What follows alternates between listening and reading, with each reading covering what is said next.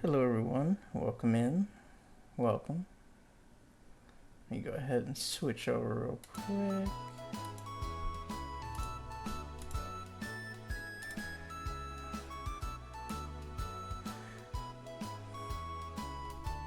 We're going to be playing some Cooking Companions. It's going to be a bit of a short stream. I wasn't sure what to play, but I've had this for a while. Got it on sale and I'm like, you know what? Now is the best time to give it a shot. So without further ado, let's get cooking. This game is not suitable for children or those who are easily disturbed. Do you wish to continue? Yes. I'm sure that means nothing. That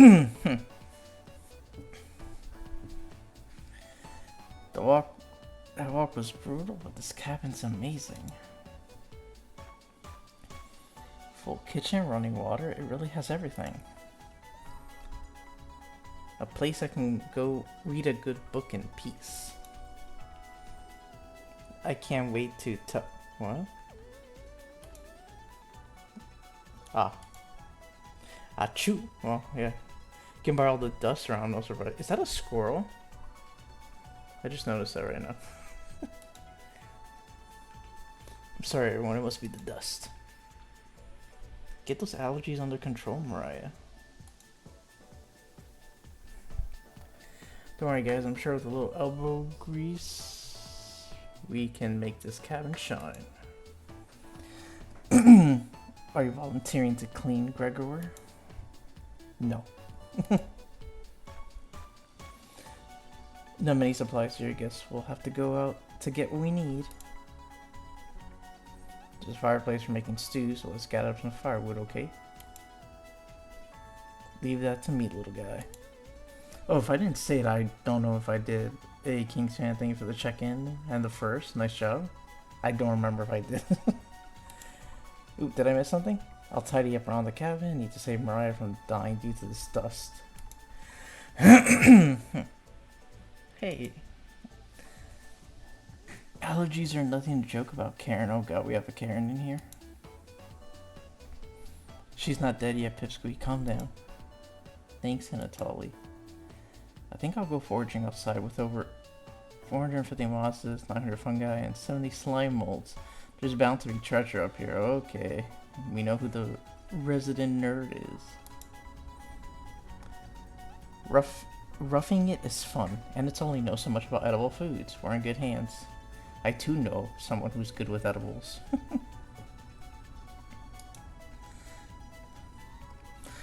The pantry check-in the first, and my check-in sound pow pow pow.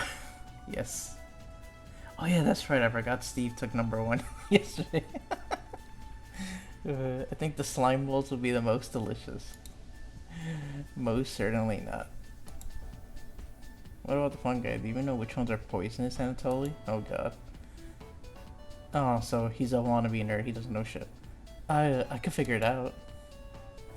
You can be that canary in the coal mine. What? Canary in the coal mine? I'm not ending up a corpse here. Eat. Keep both eyes open, little guy. Plenty of wolves and brown bears around. That won't be a problem. They won't be a problem. I read up on 10 different techniques to incapacitate them. Really? Number 1 is no, I believe you. Anatoly. Oh yeah, sorry Mariah. Got carried away again. Haha. I'll help Anatoly look for food. I'm definitely better at warding off wild animals. How do we even end up in this cabin in the first place? But okay. If we come up empty-handed, we can always eat some of the food we've brought.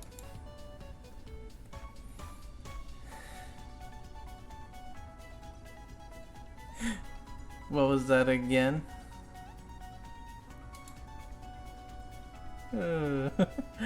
Damn. Thank you for the 100 biddies, Kingsman. I appreciate it. Did the sound not play? What the hell? What the hell's going on here? Oh. Oh, it did. It was just delayed. Okay. Now it did. There we go. It just popped up. There we go. Thank you for the 100 videos, Kingsman. I appreciate it. Yes, you are now #1 again. You mean the emergency rations? Bad idea, chump. So y'all came here with like no food? Okay. Hey, Anatoly and Mariah are getting the food. Gregor is gathering the firewood. That makes you our designated chef. Everyone's looking at you expectantly. You nod. Oh, so we're the chef. Okay. Whoever we are. I'm very excited to try your cooking. Alright everyone, let's go to work while there's still sunlight. Later. Okay. Mariah. Anatoly. Gregor. The three exit the cabin, leaving you and Karen alone. Oh. I think Anatoly put the supplies in the kitchen. Thanks for helping out with the cooking. Tutorial. Okay, to save the game, right click or hit escape on your keyboard to pull out the menu. Okay, is that premonition to save right now? Ooh, I have a lot of slots. Alright, there we go, we saved. This menu will also allow you to adjust volume levels or exit to the title screen to view unlockables. Okay. Going back to menu or exiting the game without saving will remove progress you've made. Yep, I know. Do you have any experience making meals?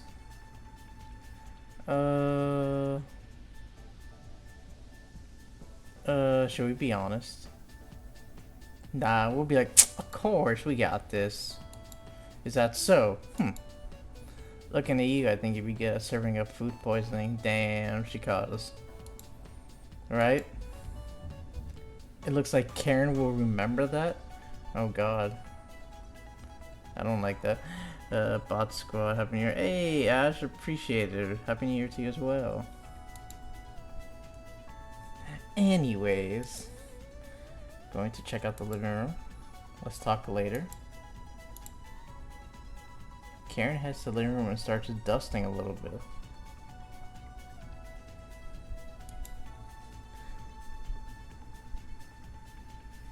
You decide to look around the kitchen to find ingredients for the meal tonight. A, B, welcome in.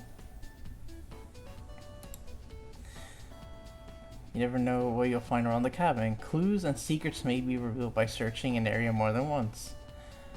Happy New Year. Hey, Danny. Happy New Year to you as well. Welcome in. Why not give it a try? What area do you want to search first? The cupboards, behind the wood pile, or the drawers? The drawers? You check the drawers on the left. Just some dirty knives. Oh, that was the cupboards? The cupboards or whatever? The first few cupboards are empty. Anatoly must put the supply somewhere else. Okay, behind the wood pile then. There's nothing but cobwebs back here. Thankfully no spiders. But I searched everything. Did we search one of these again? You check. Oh, you continue. Okay, you check the drawer above the mouse hole. Some kind of mold is growing in this one. Maybe Karen will find it appetizing? No. You check the cupboards again. Just some mouse turds and cobwebs. Oh, lovely. You check the drawer above the wood pile. Something is making it difficult to open. You pull it with all your might.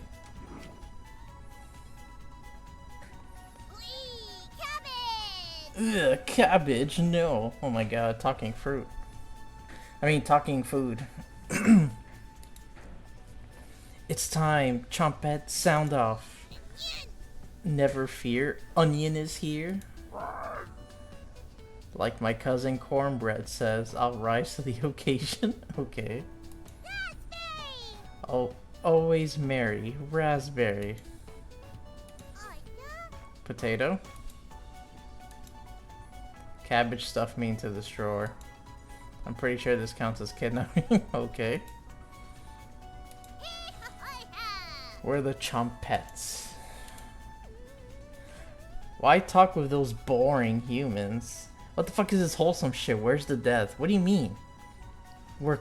We're playing a nice cooking game, Nova. I don't know what you're talking about. It's called Cooking Companion. Big brother, I want you to give me your big, juicy, thick, and drench me with your hot, sticky until I'm gasping for air there. Keep said it! Welcome in, Nova. Why talk with these boring humans? All they have to give you is drama. Oof, don't I feel it? Come chat with us instead. We'll share valuable recipes you can cook.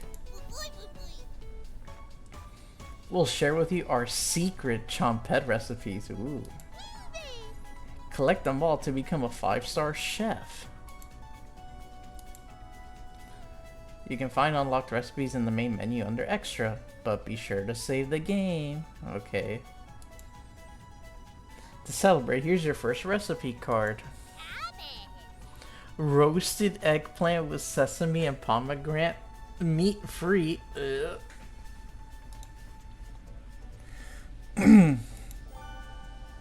You unlocked your first recipe. If you ever want to talk, just come to the drawer. Chompettes, let's move out. I don't want to, Panda. You can't make me.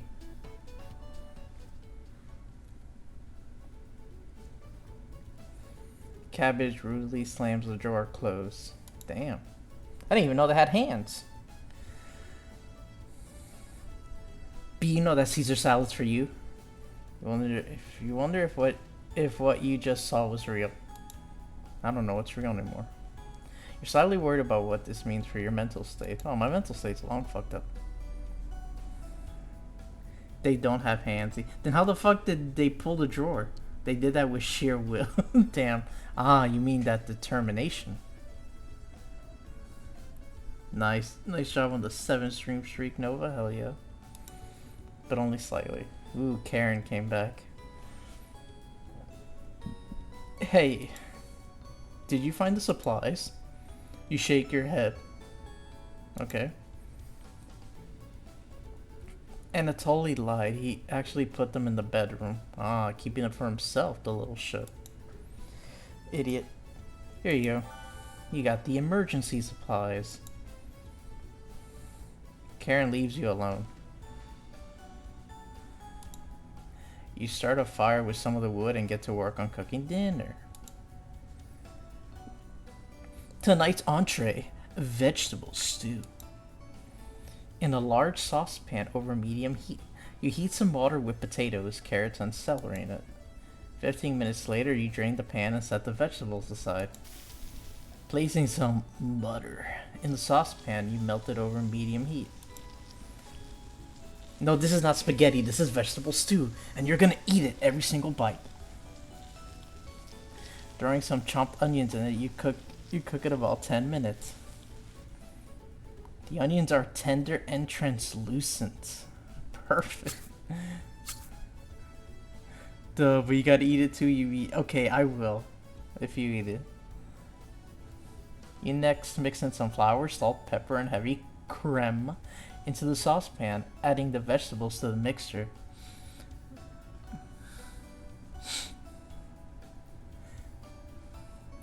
So you're cooking veggie stew but you won't eat it? No, I will. I just want my victims, my friends, to eat them first. Adding the vegetables to the mixture. Hours pass.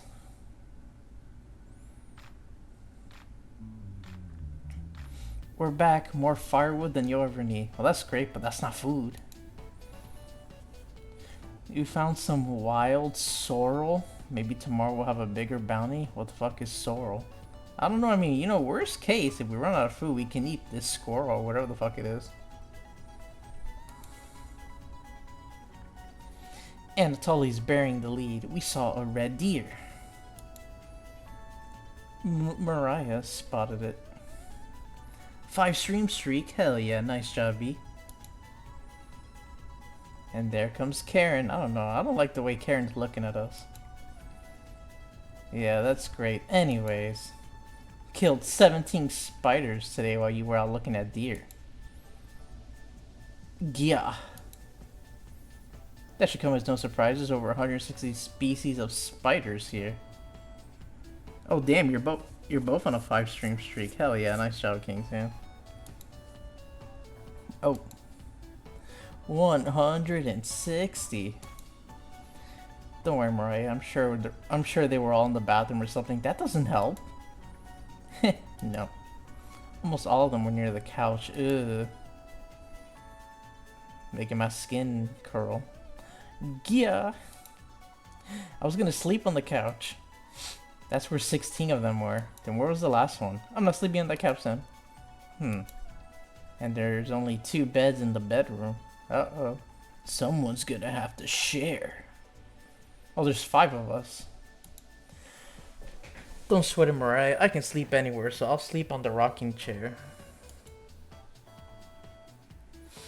I'll sleep with one eye open, just in case any of them swarm the couch. Thanks, Gregor. Karen and Anatoly, you two take the bedroom. Thanks, big guy. Hey, what about me? Where the fuck am I gonna sleep? Joke's on you, Gregor. I always planned on taking one of the beds. Of course. Hey, Anatoly, I snore louder than a lumberyard. Oh, God. Eek. Sweet dreams, chump. You turn back to your bubbling vegetable stew and try a bite. Damn, that actually looks good. This tastes pretty good. Where am I gonna sleep? I was like, what do you mean outside? I'm not a fucking pet. I don't sleep outside. What the hell is this bullshit? Especially since I cooked this lovely vegetable stew. What are you talking about? You cooked vegetable stew. You set the table and asked everyone to dig in.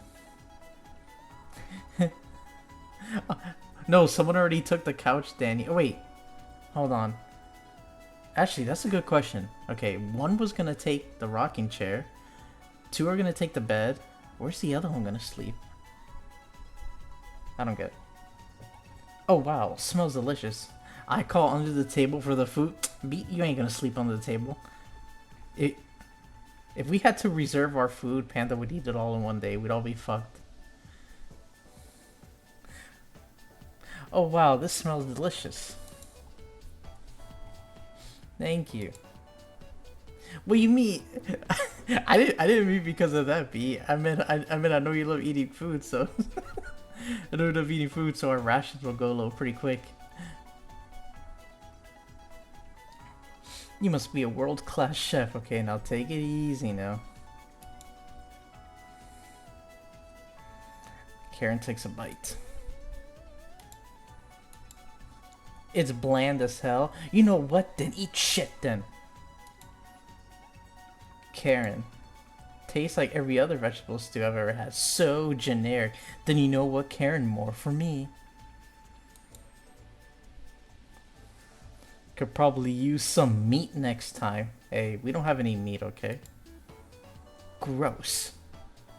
For a side dish, we could bake some bread and utilize the what the fuck? The Fragara Vesca, also known as strawberry. Can't you just say strawberries, you fucking nerd?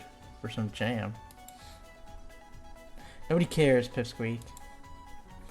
Everyone laughs at Karen's polite riffing. Nothing makes you happier than cooking a great meal for friends. Wait, these are my friends? This could very well be the best day you've ever had. I don't know about that. You go to bed stuffed. Day 0. Okay. Oh, day 1.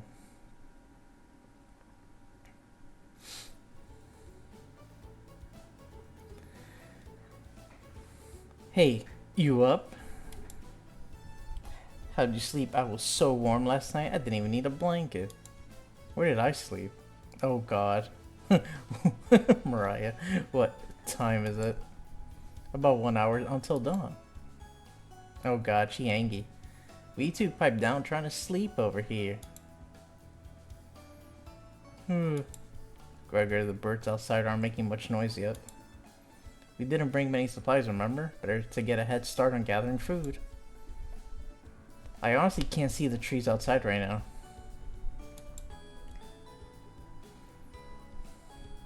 Gregor, did you see any spiders last night? There was a small one in the bathroom. Eek. Actually, I did. No. No. I did see a centipede by the sink. Disgusting. Mariah turns a little pale. Karen's messing with you, Mariah. Maybe. Let's find more than wild sorrel today. If anyone knows what sorrel is, let me know, because I have no idea. Gah.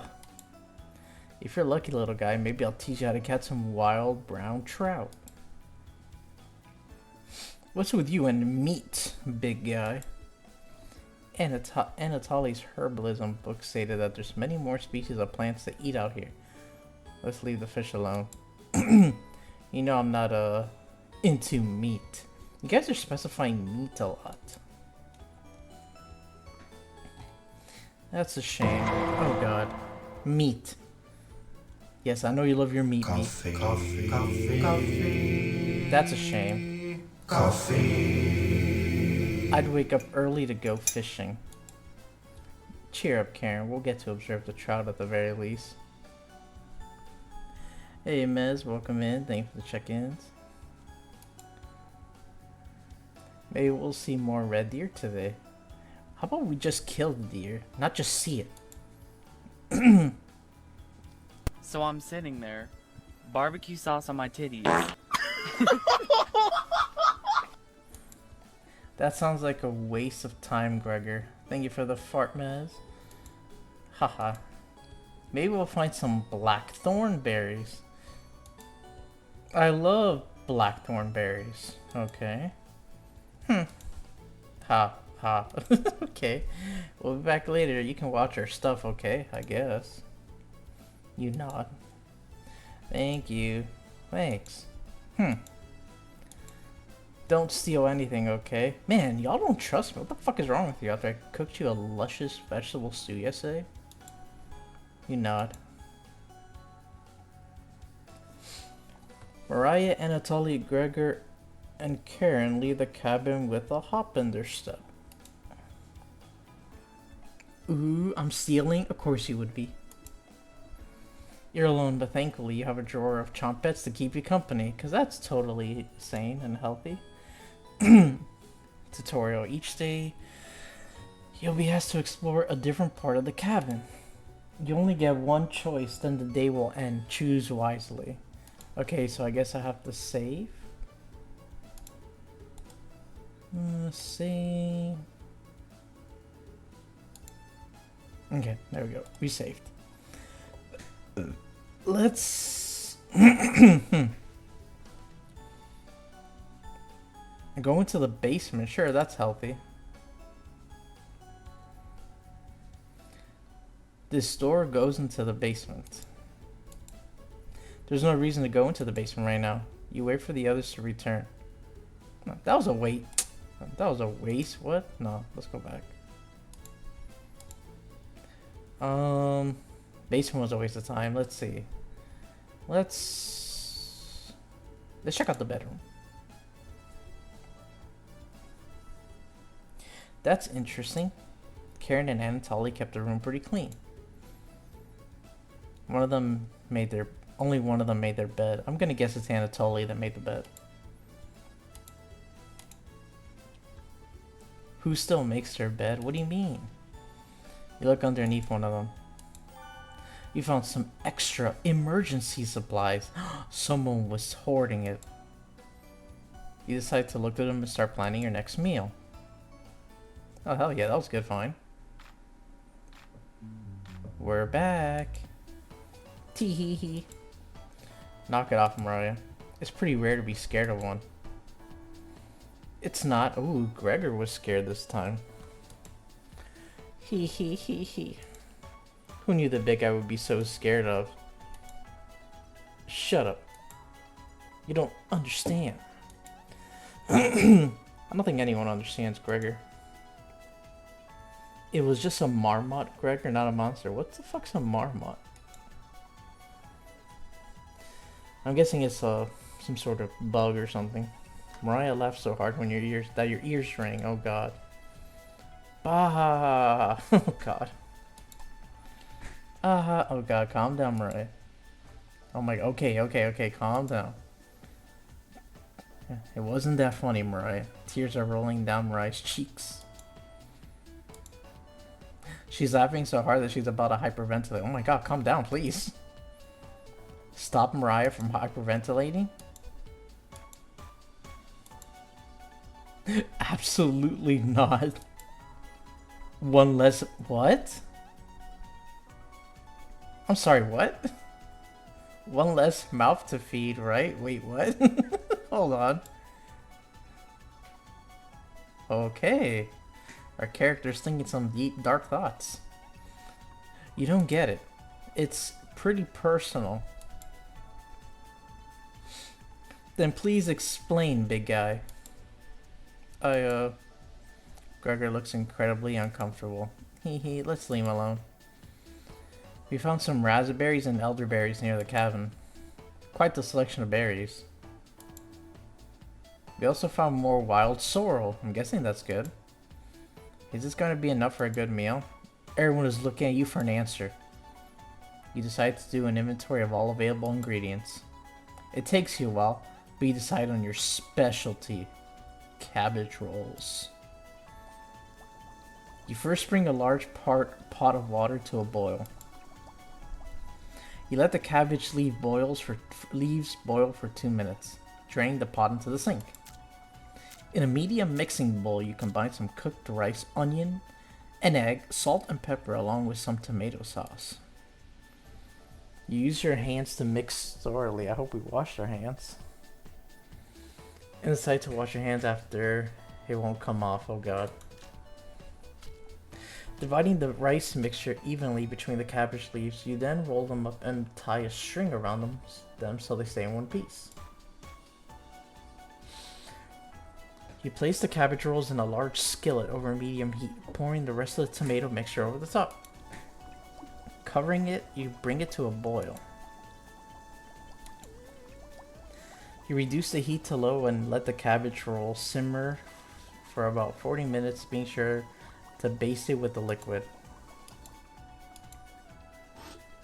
Ooh, that looks good. You cooked cabbage rolls. Mariah looks optimistic. Karen looks skeptical. You know, y'all eat shit then. Anatoly looks curious. Gregor looks thrilled. You watch intently as everyone takes their first bite.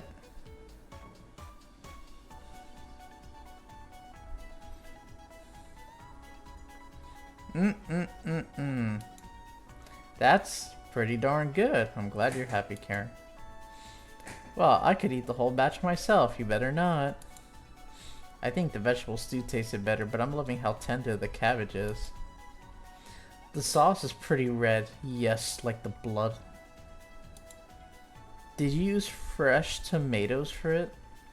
No, I used the blood of my victims. What? I mean, yes, I used tomatoes. It really adds to it. Spoon some of the liquid on top of it. You'll thank me later. Incredible. It's definitely growing on me. Thanks again for cooking. That really was something special. Everyone leaves the dishes behind for you to do. Wow, on top of cooking, I have to do the cleaning too. Wow. These little shits.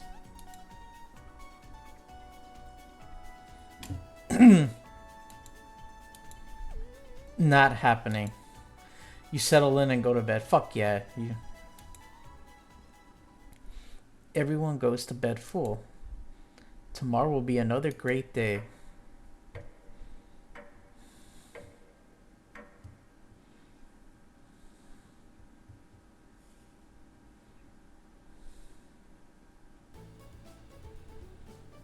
Good morning, everyone. Oh god, everyone's still dead inside.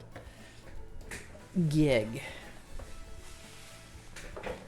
Again, Gregor? Can't you let us sleep in? Not today. Why? Storm clouds are gathering outside. We need to find some food before it begins to downpour. Ooh. Gregor, you're overreacting. We have enough food to last us a while. Enough food? I thought we used most of the supplies for last night's dinner. He's right. The meal you made was delicious, but used a lot of what we had. Gregor's also correct. Precipitation is unusually high in this area, with many areas being high risk of flooding. It'd be foolish to not go out and look for food today. You really think it will flood?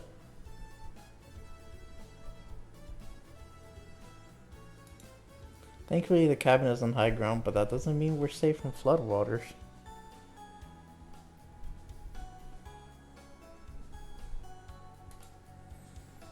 It's always a possibility, so it can't hurt to be prepared.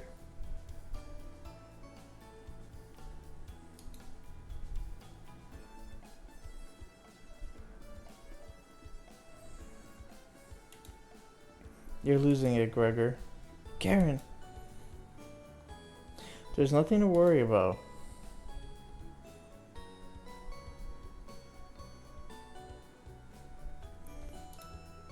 Dot dot dot, okay, kinda sus.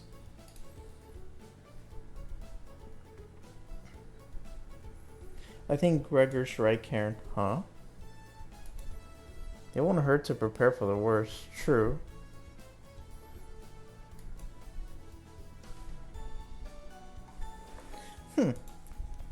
I think she's right, Karen. Fail to prepare, prepare to fail. Anatoly. Let's go out and prepare for the storm.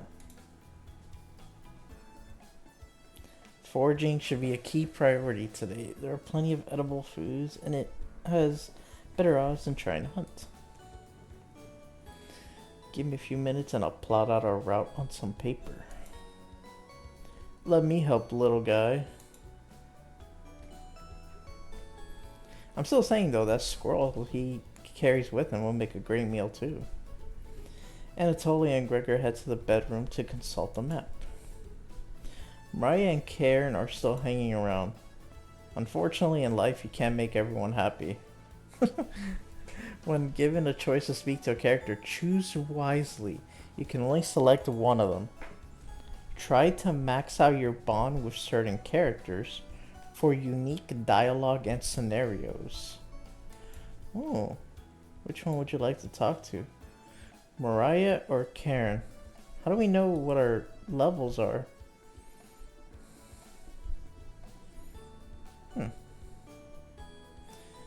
Should we save? Nah, fuck it, we'll save. Mariah or Karen? Karen? Hey, this paper nailed to the wall looks pretty ancient. What were the old days like? What? How old is my character?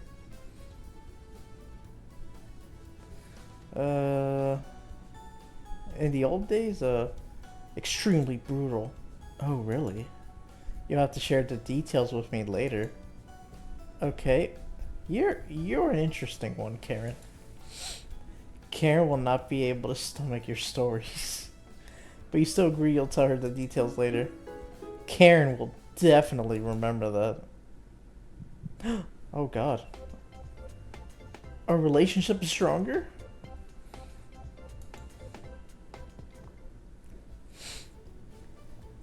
You hear a shout from the other room. Gregor and Anatoly come back from their meeting. Gregor is blushing slightly. What the fuck?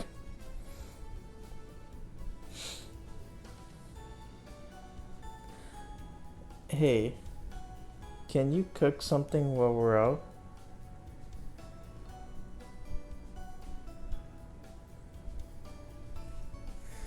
Can you cook something while yeah. You nod, I guess I will. Thank you. Alright everyone, we have our route now. Let's beat those rain clouds. The group leaves, determined as ever. 3? Steve, how could you? 3 stream streak, I thought you were higher. Even King's fan is higher than you. But welcome in, Steve. You have the cabin all to yourself. What the fuck is that? What's that noise? Sounds like it's coming from the kitchen. I watch on mobile. Ah, okay. Huh, radio? What's going on with that radio? Oh, cake. Daddy, yeah. Thank you for the check-in, Steve. You didn't even notice it on the ground when you walked in. Did somebody leave this radio here? It looks newer than anything you've seen before. I'm playing RoboCop? Yeah, I saw that. How is it? Is it good?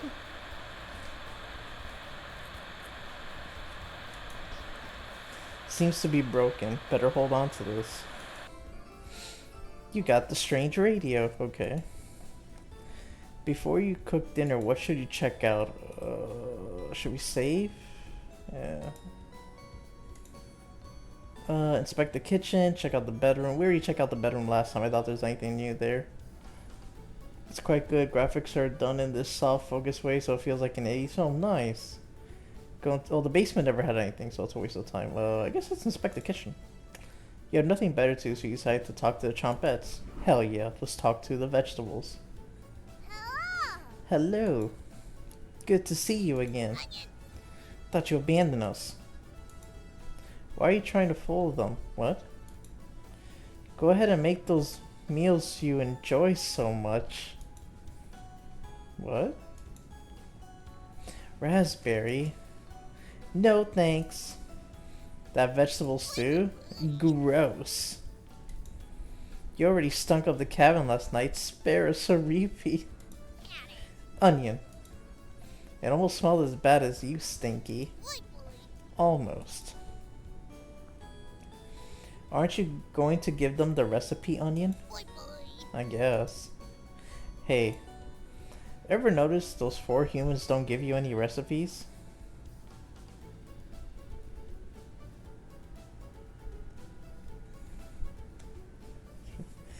Hey, Game Dev here. Thanks for playing. Try the Dreadway demo after you finish. Oh, it's a sequel to Cooking Companions? Oh, hell yeah. Happy New Year's to you as well. Yeah, I'll definitely check it out. So far, I'm loving this.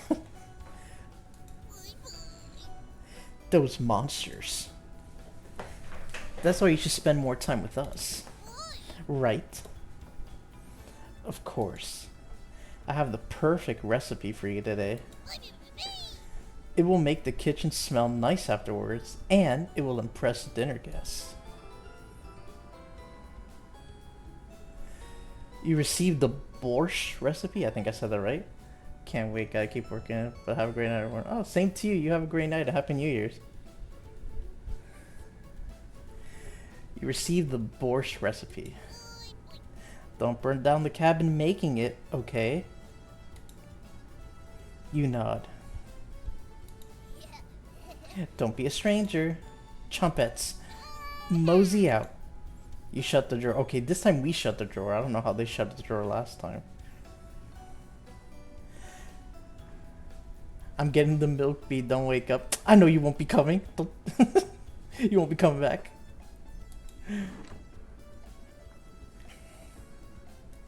Mariah's back early today. Oh, I guess they didn't find anything. Why are you looking at me like that? Hey. The others are still looking for food outside.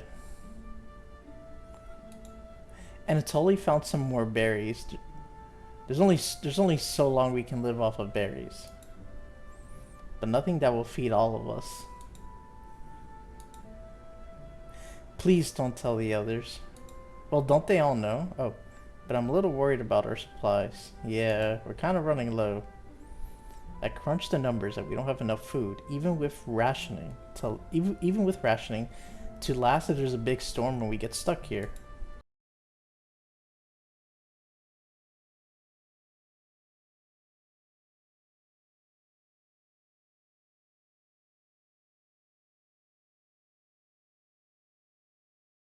Thank you for the raid. Welcome in, Raiders. Welcome. Hope you had a great stream. Welcome in, Raiders. Happy New Year to you as well. Welcome in, everyone. I messed it up. It's okay, V. You can try again. I'm convinced it's me coming into the chat that triggers the raids. I don't know, Steve. We were playing some cooking companion. Basically, so far all I know is it's a group of us somehow in the woods, I guess, in a cabin. And each day we're trying to find food to eat. We're running low on food. And there's a storm approaching, so don't know what's gonna happen.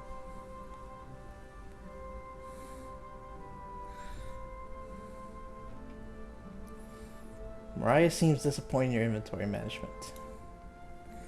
Can you try cooking with a little less this evening? You nod. I guess I will. Thank you. You've done such a great job with meals so far. You're very sweet. Is Mariah blushing a little bit? Teehee. Mariah will remember that? Remember what? Oh, our relationship is stronger.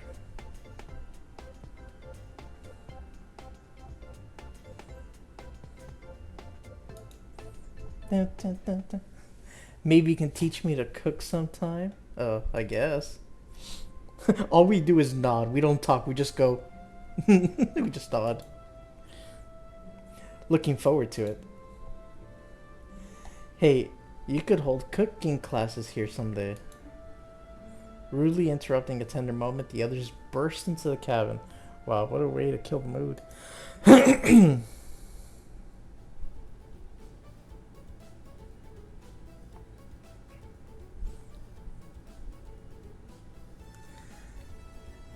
Don't be so down, everyone. We got tons of good berries. Okay, listen, but we can't survive on berries.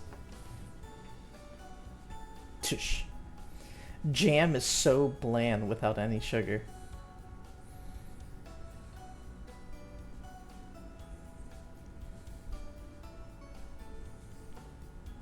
Alright, I hate to raid a room, but I need to get ready for our party. Oh, no, no worries. I totally understand. I hope you have a great rest of your evening and a happy new year to you, Rockin'. Jam is so bland without any sugar. Do you have any sugar? Well, I mean, if it's edible, you know it's fine.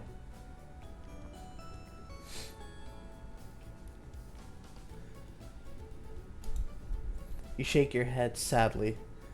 Hey, KPI, welcome in. Shake your head sadly. Yikes. Turn that frown upside down, Karen. Who knows what tomorrow will bring? I'm not smiling for you, Gregor. Eek, you missed out. The sunset was really tremendous on our way back. Hope we're all having a dope day so far. Yeah, so far it's been good. Hope it's been the same for you. Thank you for the pizza party check-in. Hues of orange, red, even a little purple poking out. Rocky, thank you for the 18 biddies. I appreciate it. Much appreciated. Thank you. Hues of orange, red, even a little purple poking out. Red sky at night, sailor's delight? What? Fucking king. Oh, you just noticed that now, Steve? Red sky in the morning, sailors take warning. So we can expect a sailor's delight tomorrow? I don't know. That's awesome. You're such an optimist, big guy. We must have walked a few miles today. Gorgeous sights. You could even see snow on the tip of the mountains. Oh, that's the sound of everyone's tummy. That rumble sounded like a dying calf. Oh god.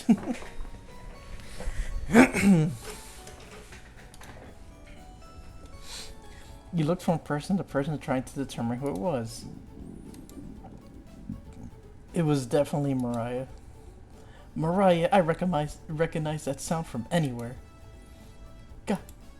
Guilty. Holy shit. Steve, thank you for the 490 biddies. I appreciate it. God damn.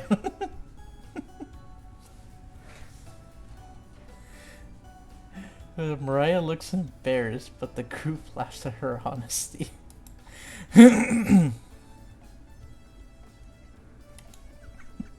Except for you. You search your mind for something to say, but all you can think of is an old riddle. Ahem.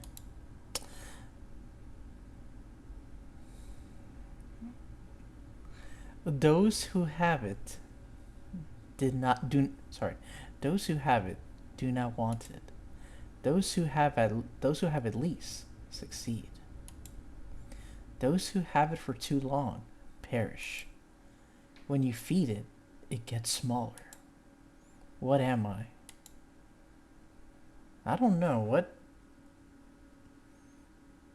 I'm guessing it has to be hunger, no? Or I don't know. He took advantage, at least mine was an accident game on. uh. Is it hunger? Or do I have it wrong? Dust? No, it's not dust. Try again, big guy. Everyone is pondering the answer. Mariah's face lights up. I got it. Is it hunger? Oh shit, did I get it right? Oh my god, I was right. It was hunger. Well, considering it's a food game, I had a feeling.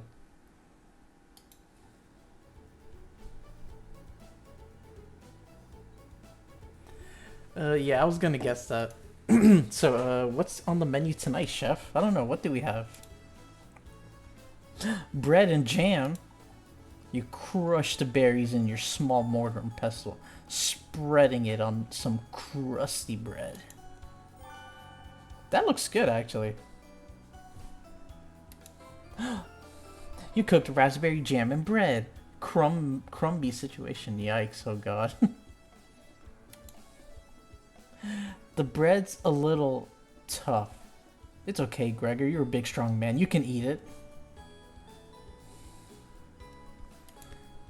Gregor, don't look a gift horse in the mouth. I mean, if you don't want to eat it, Gregor, more for me.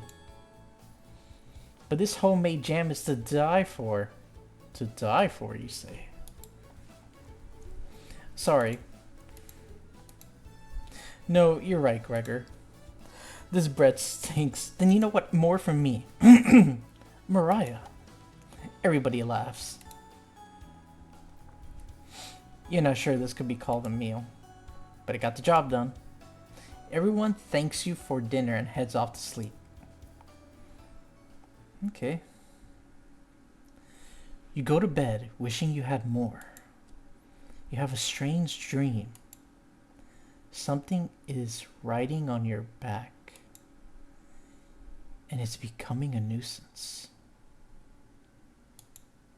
You try to see it in the mirror, but you can't get a good look at it.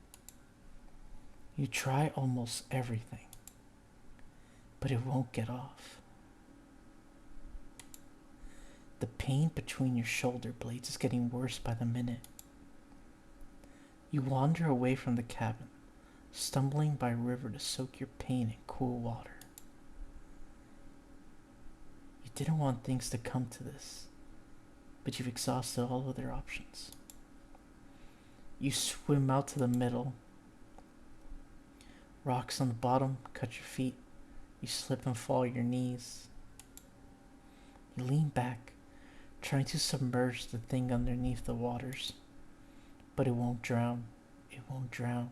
It won't drown. You splash frantically, plunging your head beneath the water. The current takes you downstream. Kingsfan, thank you for the 500 biddies. Oh my god, did y'all just seriously start a fucking hype train? Jesus Christ, guys.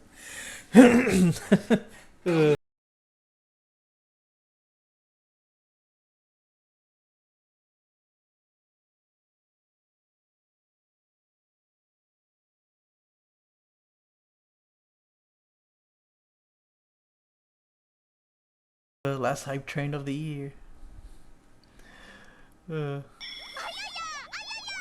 Mez, thank you for the 100 biddies. I appreciate it. Oh boy. I'm not rich enough to set fire. Oh, no worries. I appreciate anything. Just y'all being here is enough. You try swimming to the shore. but it's no use. Water fills your mouth and nostrils. After a minute, you stop struggling against the current. As you gaze up at the sky, you feel it leaving your back, drifting into the sky as you sink to the bottom. As you take your last gasp, you see what was on your back staring into your eyes. But you don't even have the air in your lungs to scream. You wake in a cold sweat. Oh, what the fuck was that? Who was that supposed to be?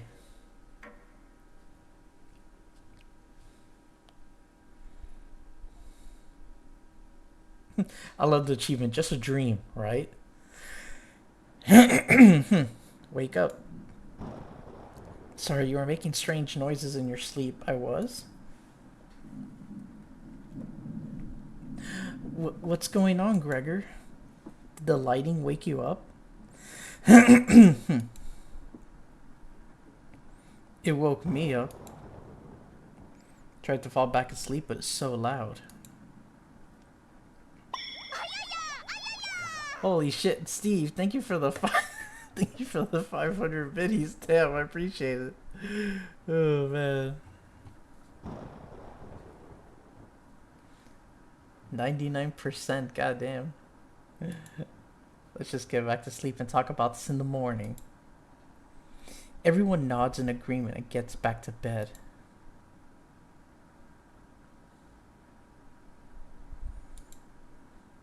Okay, a lot of dots.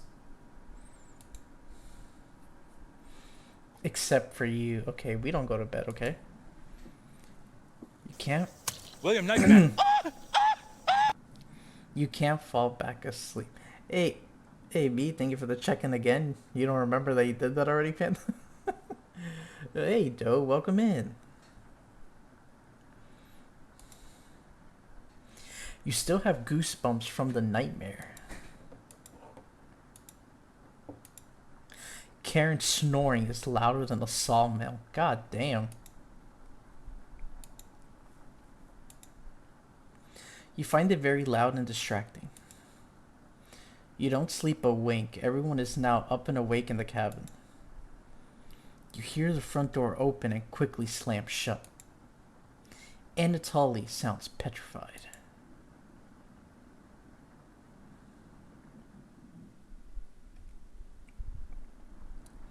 I looked out the door and we're completely surrounded by floodwaters.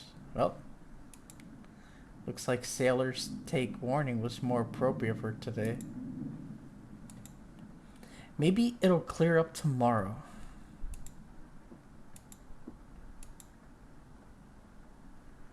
You can't steal big guy's optimism, Karen. Why the hell not? That's all he has going for him. Eek. He's also good at chopping wood, though. Haha. Knock it off, you two. Mariah, do you think it'll clear up tomorrow? I give it a 27% chance of it clearing up tomorrow. The dragon. Oh my god, Steve.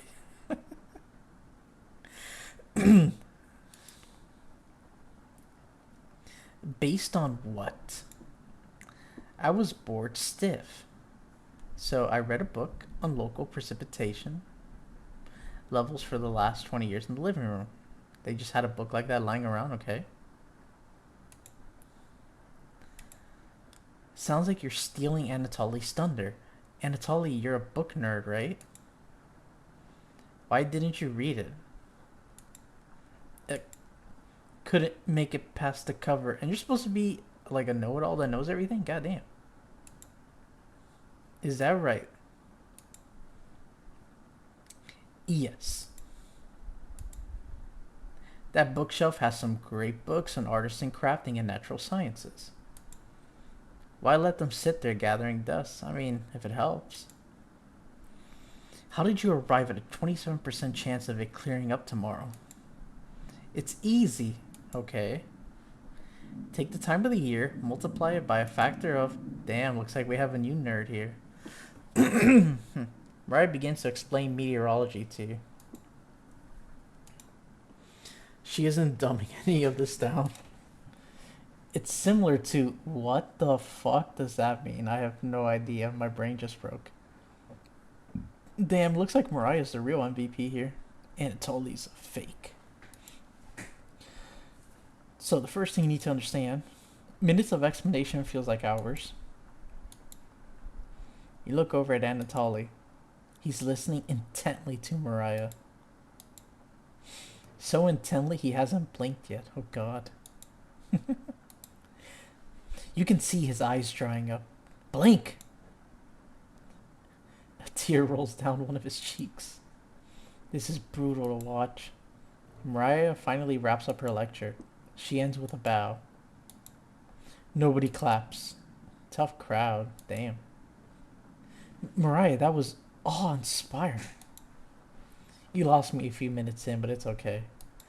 I didn't understand the word of it. Yeah. Anatoly turns to you. Anyway, there's no telling how long this will last. We can't leave the cabin until these floodwaters stop.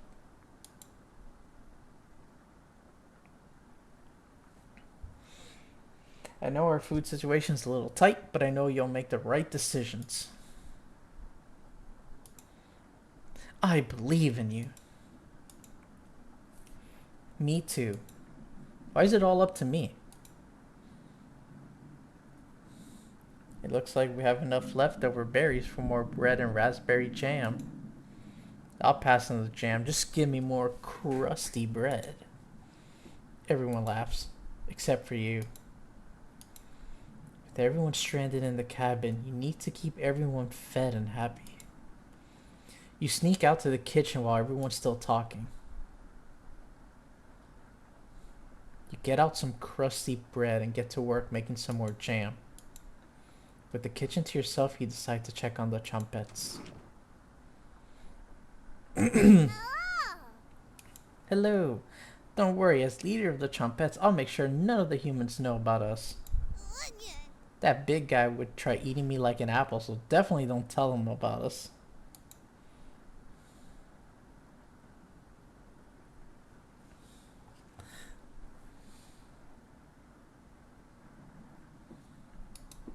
Ha ha ha. Are your plans going awry?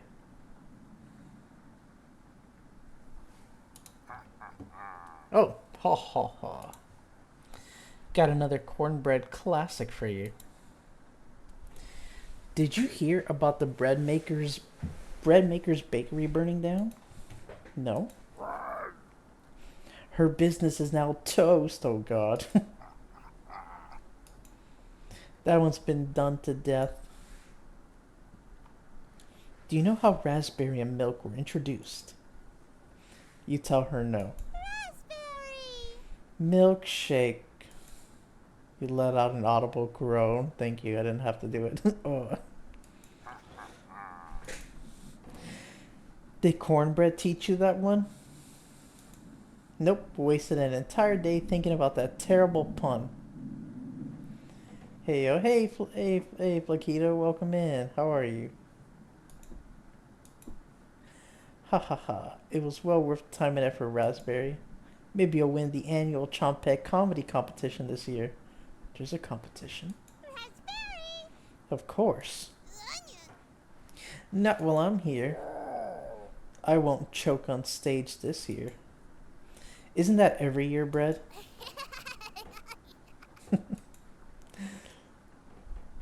Doing good, how are you? I'm doing good, thanks. We still talk about that closing line, Bread. You're gonna do great this year. Anyways, don't even think of eating us if you're hungry. I have a feeling it's a bad idea if I do. Chompets stick together through thick and thin. Wait, am I a Chompet? Is that what you're telling me?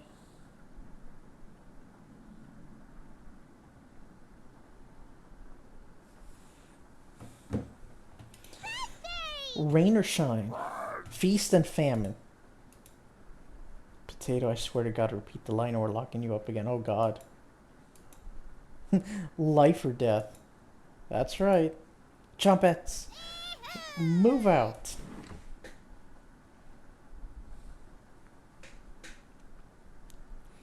The Chompettes somehow manage to close the drawer on themselves. You bring the crusty bread and jam into the living room.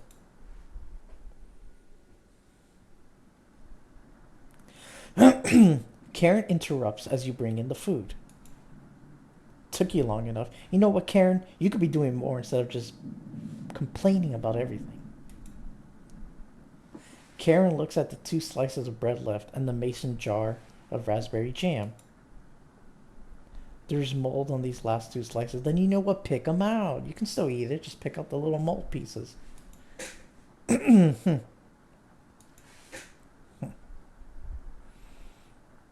I heard this super fun game. Yeah, so far I'm loving it. Karen is right.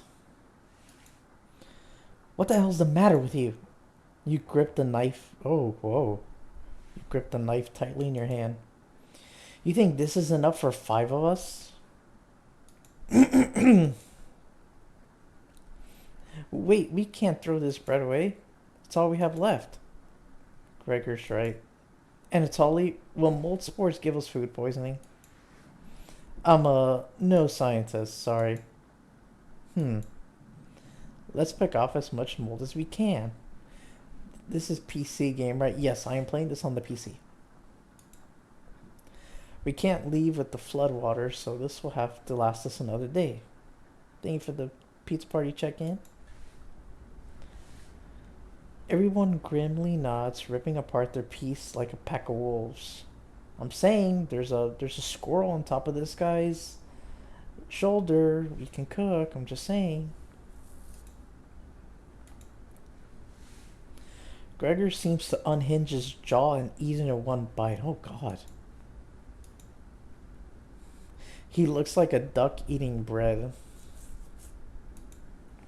Thanks again. Bread and jam isn't much of a meal, but it's more than we had when we left Ukraine. Plenty of rainwater outside, so at least we won't die of dehydration. But until this storm is over, no one should leave the cabin. Should clear up if we give it a chance. Anatoly, where are you getting that information from? One of the books on the bookshelf about climbing here. Oh, now he's trying to be the smart one again. You're illiterate, so that's definitely a lie. Oof, damn. I've seen him reading. The little guy's been studying. I'm serious. He pretends to read those books because he wants us to think that he's smart, but I can tell he's just staring at the page, faking it. What do you think? I mean, okay, hold on, I think we gotta save. Actually, it's been a while since we've had a choice, no? Anatoly doesn't know his weather conditions from a hole in the ground. Karen is correct. I'm sorry, but it seems Mariah is the only one that is knowledgeable enough. Anatoly just says big words. He's full of shit. I gotta get to bed, but I wish you a very happy new year. I'll catch you tomorrow. Alright, Mez. You have a good rest. Happy New Year to you as well. I'm gonna say, yeah, he doesn't know. He's lying. You're funny. I keep pretending with those books, Anatoly. I'm sorry, but Anatoly's full of shit. Like, Mariah just, like, owned his ass the other day. It's like, okay. Brutal, Karen. Even though it's true. I found an old picture in the living room, Anatoly. Let me know if you want it, small fry. Karen. Karen smiles at you. I guess let's call it a day. Yeah. Sure. Everyone shuffles off to their sleeping areas. 6 minutes later. I'm glad you called that Anatoly's bluff. You continue to impress. It's a shame Anatoly is sleeping in the same bedroom. Ayo, what? I should have never let him be the one to share with me. But what if it was just me and you? What? I'm sure we could study and squeeze a few novels in before bed. What? You nod? Yes? What? Well, we'll have to see if we can kick him out at some point, right? Oh, you'll have to tell me about that anatomization book on the bookshelf. Really cool pictures in there. She's dangerous. I like it. Karen looks like she has a crush on you. Yeah, that was pretty obvious. Let me know if you're ever free for a lesson. Oh. Okay. Karen walks away looking very happy. You are definitely sure Karen will remember that. Hell yeah, our relationship is stronger. Good night, Mez.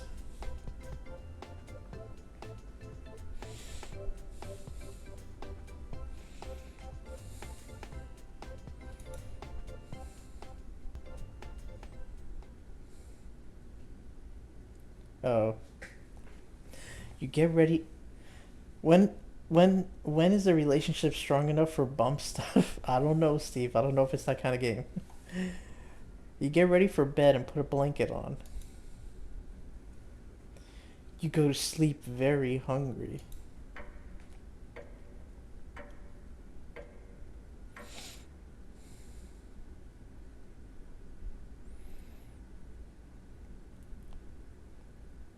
They should all be that type of game. Well, if it was that kind of game, Steve, it wouldn't be streamable here. You don't dream the entire night, but you sleep through everyone waking up. And that's how fast a deer could run if startled. Whoa. Incredible. That's what the Discord is for, and also where you should hold to subscribe.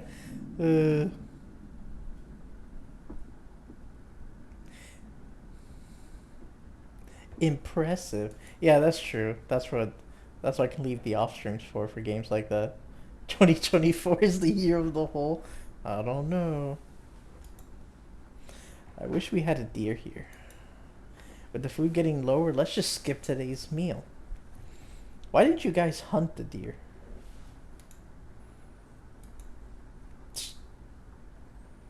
No. It's only for one day. Various cultures and religions have practiced fasting throughout history. Getting risque. That doesn't make us feel any better, Anatoly. What options do we have? Our food wasn't rationed properly. Oh, really? You're gonna blame it on me now, Anatoly? Read a book. Wait, you can't. Anatoly leaves, mumbling to himself. Yeah, that's what I thought. So passive-aggressive of him. Everyone goes to a separate area. Karen in the bedroom. Gregor in the living room. Mariah in the kitchen. And Anatoly in the bathroom. Probably crying. Who do you want to speak to? Let's save.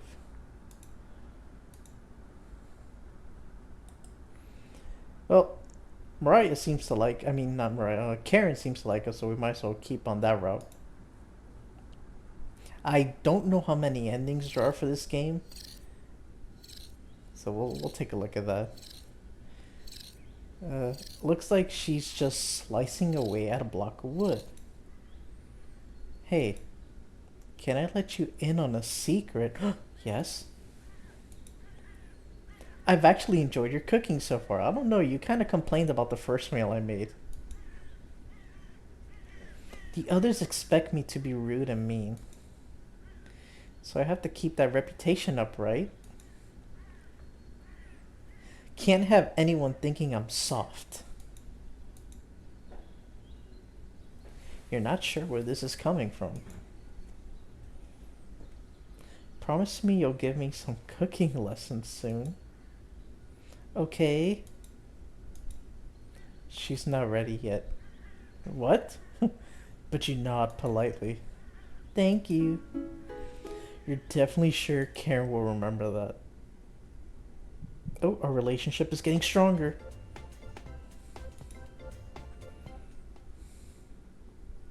You leave Karen by herself. Okay. Everyone looks pretty down this evening. Wish the rain would just stop. You're all doing great. We must be almost at the end of this nightmare. I'm so hungry. Me too. You are too. You wish everyone a good night and get ready to go to bed.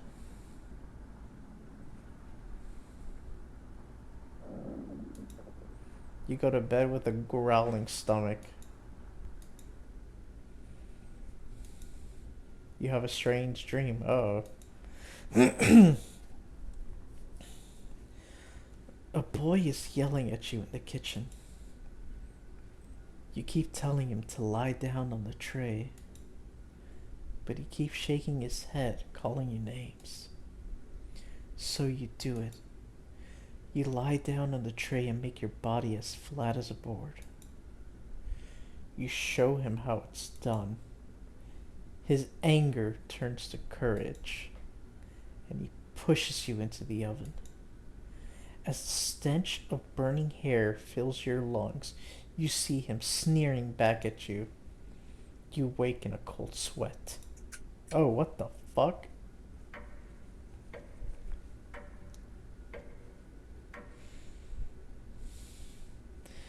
Alright, 5 days.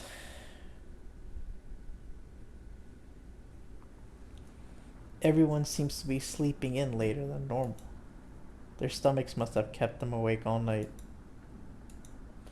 The rain is still pouring outside.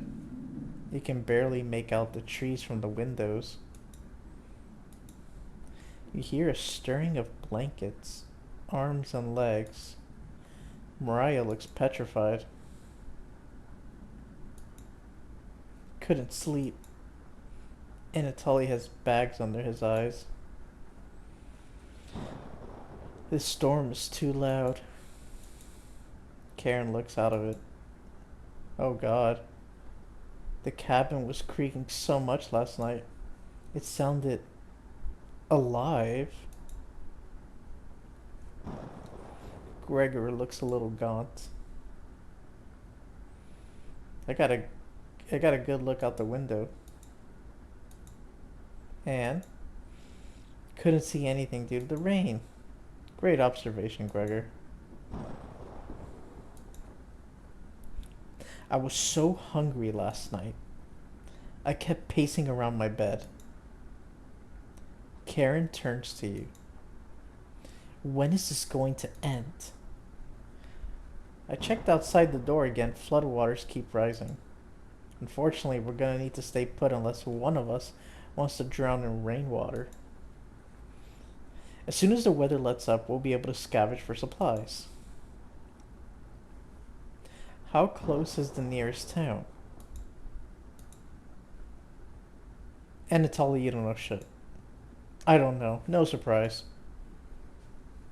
Didn't you have a map on you? I think I dropped it while we were running after Gregor. Wow. Great job, Anatoly. I'm sure it'll show up eventually.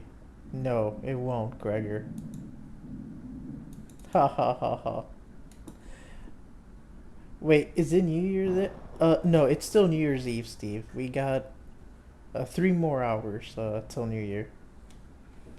So this will be a bit of a short stream. Then I'll have to go for a bit, for New Year's and everything, and then after I will be back live, I guess technically in 2024. Mariah and Anatoly go white as a sheet.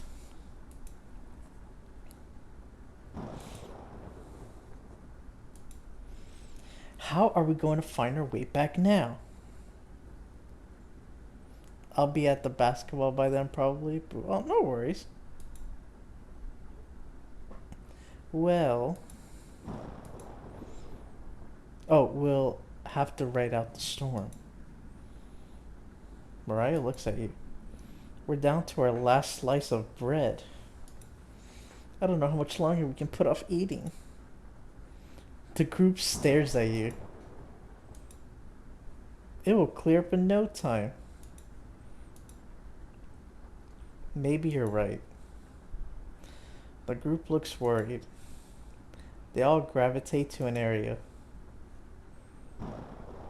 You can tell Gregor's putting on a fake optimism and Mariah's having trouble. Which one do you want to speak with? Gregor or Mariah? Well, let's save again. Okay. Let's speak with Mariah. Brr. It's cold as hell over here. I'm surprised Gregor isn't freezing to death at night. Well, he does have a lot of that muscle, so... How does he do it? You explain to Mariah how the size of a person and fat content determine how warm they are naturally. Yeah. Wish I was as big as Gregor. But to be honest, I don't need to be that tall to make a difference in the world. Hell yeah. Do you know what he wanted to do for a career? Mariah does her best Gregor impression. Split firewood and gaze at the stars. How boring is that? Depends on the person, but pretty boring. You're so funny. Thanks for coming in and chatting with me. Mariah blushes a little. You make it easier to pass the time. Damn, everybody wants me. Thank you. You're pretty sure Mariah will remember that. Your relationship is stronger. Hell yeah. You thank her and leave the bedroom.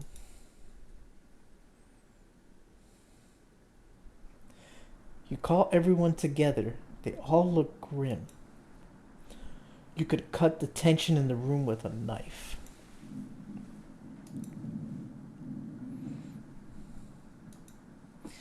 Everyone is staring at you.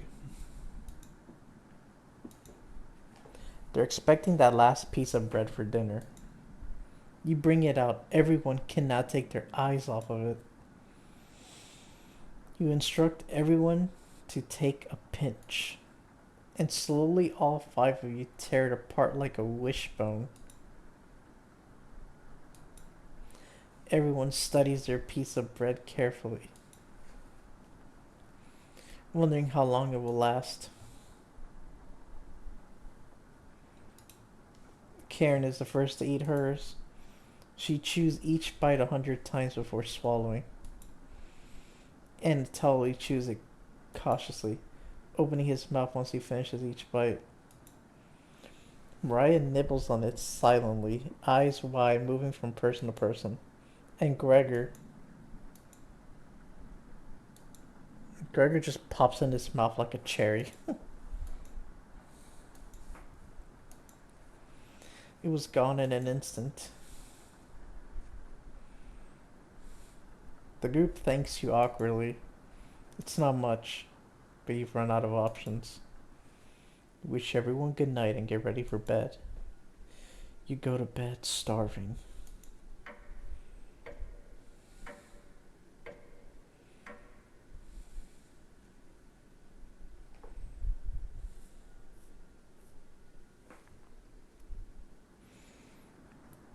Good morning. Morning. Let me check if the rain has stopped.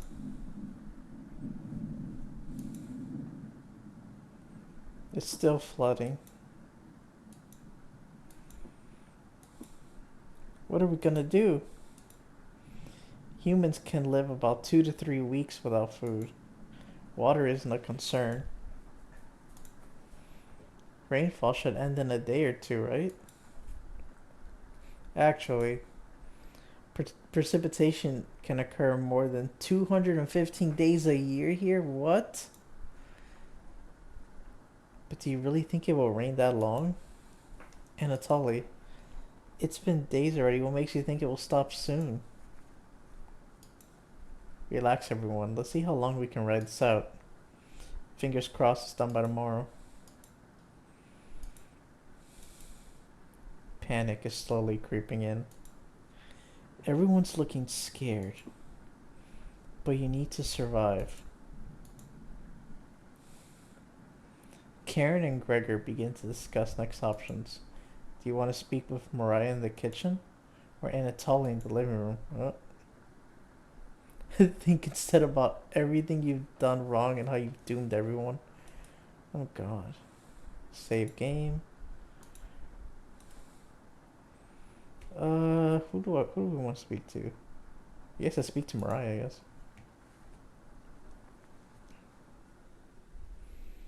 Hey. Mariah looks relieved to see you. Oh. Okay. Just saying hi got my relationship stronger. Dun, dun, dun, dun, dun, dun, dun, dun, dun, dun, dun, dun. How are you holding up? Better question, how are you holding up? Not very good. Hey Purse, welcome in. Thank you for the check-ins. That's very sweet of you to ask. Mariah's looking at you intently. She gets a little closer to you.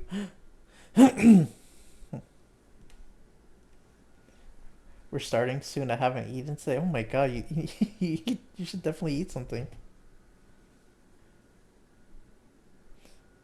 And I'm pretty sure Mango is planning on dropping bits to make me drink more. Wait a second. You're gonna be drinking without having anything in your stomach? Are you insane? Oh my god. Oh no. She gets a little closer to you. I noticed you didn't use any meat when cooking. We don't have any meat. Usually I have to pick it out of the foods the others make. But you respected that. Thank you. Mariah is looking at you with admiration. I need to speak with Gregor for a minute, but thanks again. You're definitely sure Mariah will remember that. Hell yeah, 15 stream streak. Hell yeah, Purse. Nice. Oh my god, double the relationship? Hell yeah. We're getting stronger.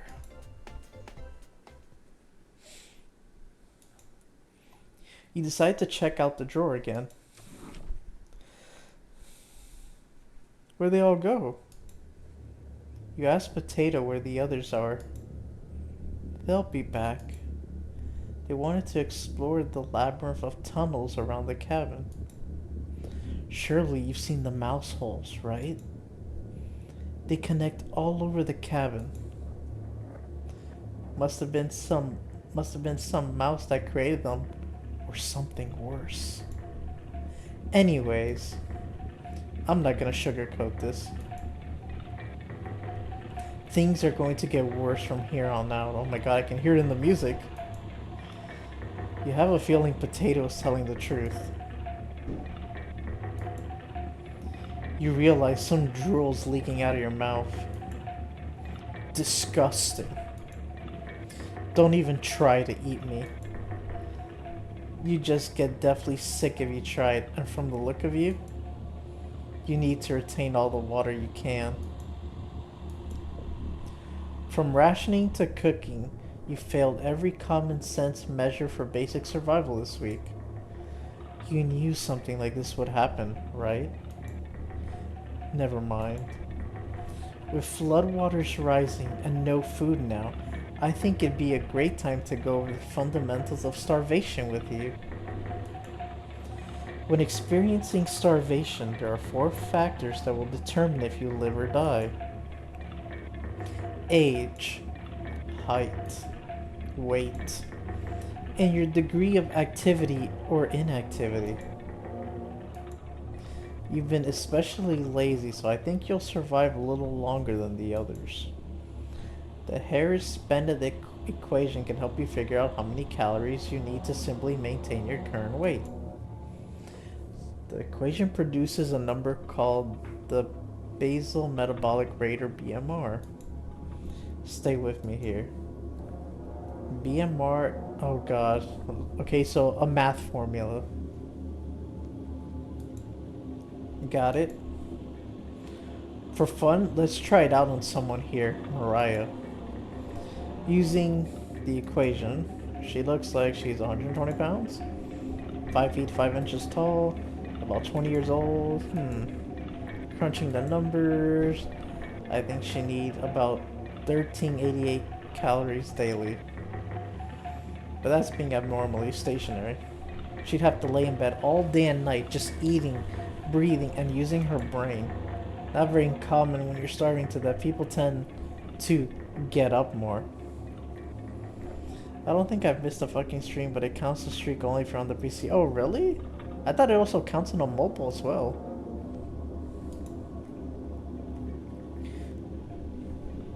I hate it. No, I love you, Steve. If she was being very active, let's say swimming through floodwaters, we need to multiply that by 1.9. So now she needs 2,638 calories per day.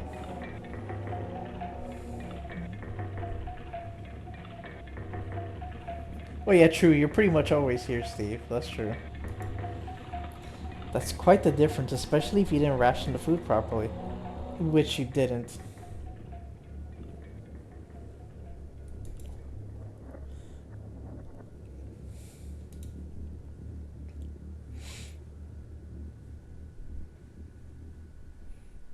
Which I now see is problematic. Oh, why? You think it resetted the counter somehow?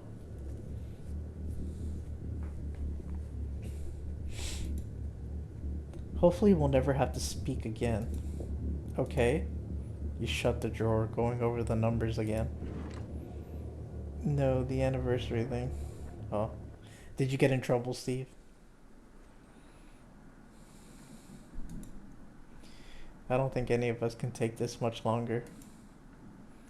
Gregor's voice starts to crack. I don't want to ask this, but 10th anniversary, and there I am with sword on my phone instead of really. Damn, that's that's love right there, Steve. I mean, would you prefer to be railing me? I mean, what? Anyway. It's time. One of us needs to go outside and search for food. Uh-oh, we're sending somebody out. Everyone is silent. I'll go. 2024 Real Zord Challenge? Oh god.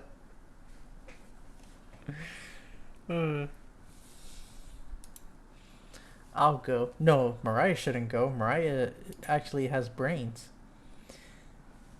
I used to swim all the time near my house, so I probably have the best chance of swimming through the floodwaters. No. You reckon there will be more Discord things?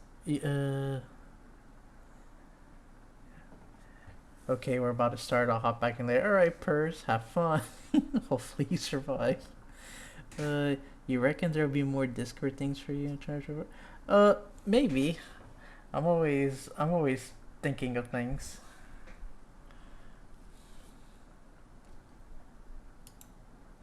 Let me go instead. Actually, you know what? I kind of agree on Anatoly going. He's pretty useless. Leave the squirrel though. We may eat this. You won't get very far if anything happens to your glasses, Anatoly. You're blind as a mole rat, remember? That's true, but little guy. Let me go. Gregor, I. Sounds good to me. No. What are you talking about? Gregor has the most meat. I mean, he's very important. That's what I meant to say. Sounds good to me. Karen. His arms are definitely the longest, so he'd probably be the best at climbing the trees out of all of us. No, that wouldn't be right, Gregor. Let me go instead. I get that none of these options are good ones. But we need to find food or help.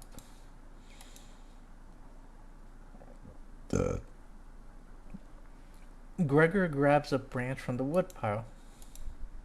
He cuts it into different measurements. Since we can't come to a consensus, let's draw for it. We'll each pick one from my hand. Thank you for the count. And the shortest will go outside and search for food. You're not worried about drawing. You saw Gregor cut the branch lengths. So you can tell which is the biggest one of the bunch. You pick it. You watch the others intently. Will it be Gregor? Anatoly? Karen? Will it be Looks like I got the shortest. What? No! Mariah. Mariah. No! It's okay. No, Anatoly, you go. I've watched Anatoly forage earlier. No. So I'll know what to look out for. Just swim until you find higher ground, then scout the area. Maybe you'll find a fish out there. Everyone looks heartbroken. Karen. Anatoly. Gregor. I'll keep us alive. I promise. She promised. Everyone watches as Mariah leaves the cabin. The silence is deafening. Goodbye. Oh man. The door shuts behind her. You can faintly hear her yell about how cold the water is. And then silence. Mariah has left the cabin. I'm sure we'll see her again. I don't know. The rest of the group nods. Everyone stays up waiting and waiting. The sun has completely set. One by one, each person quietly shuffles off to bed.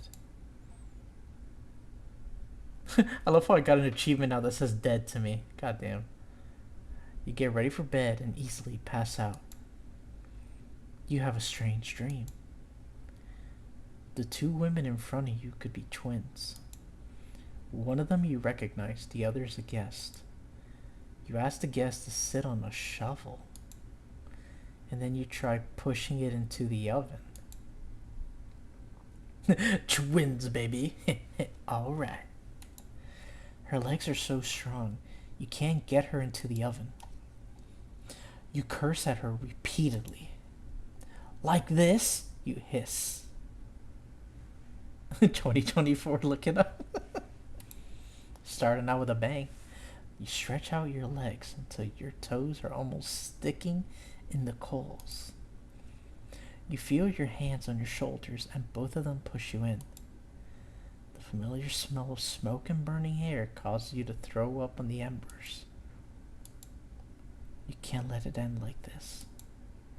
You rip the metal door off the oven, tearing through the wood logs of the cabin.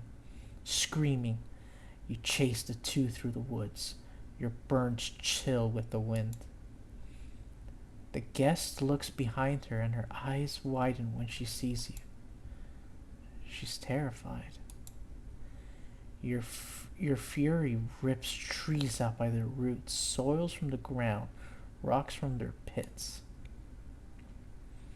You've never been this angry in your entire life. Their stamina can't last forever. You're gaining on them. As you trample through a field of wheat, the guest throws a piece of cloth behind her. You catch the glint of it in the sun, golden. As if by magic, the earth splits in front of you, creating a chasm of fire below. You fall into the pit, screaming as your eyes begin to sizzle from the heat. Hellfire fills your lungs. You're unable to scream anymore. You wake in a cold sweat. Oh god, what was that? Was that a face?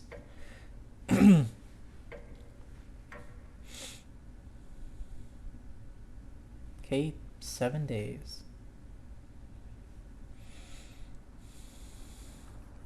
Good morning. Do you think she made it to higher ground?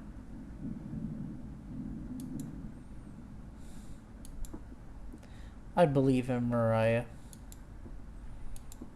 Me too. She'll be fine. Right, little guy? So what do we do now? Just wait? Nothing we can do. Karen. How long? It's been almost a day since she left. Anatoly and Gregor look nervous. Someone needs to go look for her. We need to wait, Karen. Wait for what? The nearest town is miles and miles away. Waiting is all we can do for now. So it could be days before she gets back? I don't know, she might be dead. What are we supposed to eat? Mice? I don't know, have you seen any?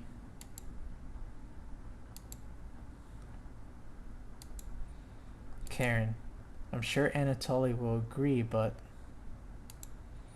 we'll discuss next options when we get to it.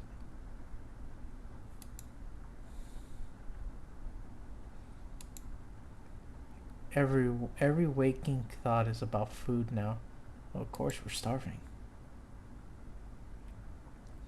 I should have never eaten that much.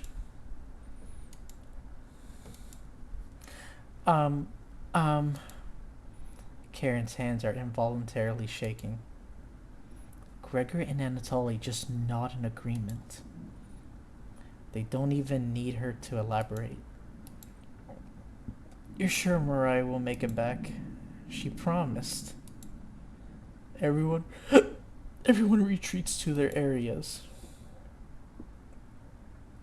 What do you want to do today? Hold on, let me save. Second page. I guess let's talk to Karen in the bedroom.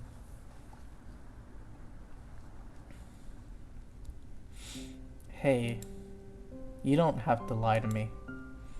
I know Mariah's not coming back. Yeah, probably not. I don't know where she came up with her being the best swimmer. I guess the only one that would know would be Anatoly. Last summer, Anatoly would watch her swim from the shore. He could have been a lifeguard, such a good swimmer. She never went under, but if she did, he would have pulled her out easily. Why would she lie about something like that? Karen seems deep in thought. Maybe it's better to leave her alone.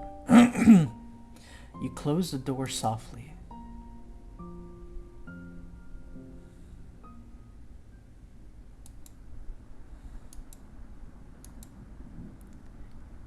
I can't stop thinking about that vegetable stew. Well, stop. Don't say it out loud. Think about it silently. I'd be fine with the bread and jam. I'd be fine with just the strawberries. Haha.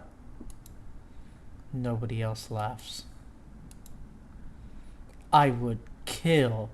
I love how that's underlined. I would kill for some vegetables right about now. You would too. I'm gonna try to get some sleep. Good night. Night. You fall asleep quickly, but you only dream about desecrating a corpse. You wake in a cold sweat. In a completely different room. What? Where are we?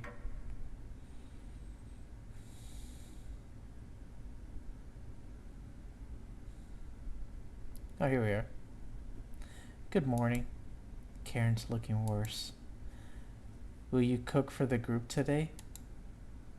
There's nothing to cook. Okay, I guess we're cooking. You take out a cutlet of meat and begin to cook it in the oven. Wait, where did that come from? You cooked meat. Where did you get that? You ignore Karen's question. What's that smell? Gregor finally gets off the couch. Where did you... The three are looking at you, salivating. You take the charred meat out of the oven, cutting it into small cutlets. They immediately grab some off the plate, chewing ferociously. You take a piece and immediately devour it. Do you have any more of this?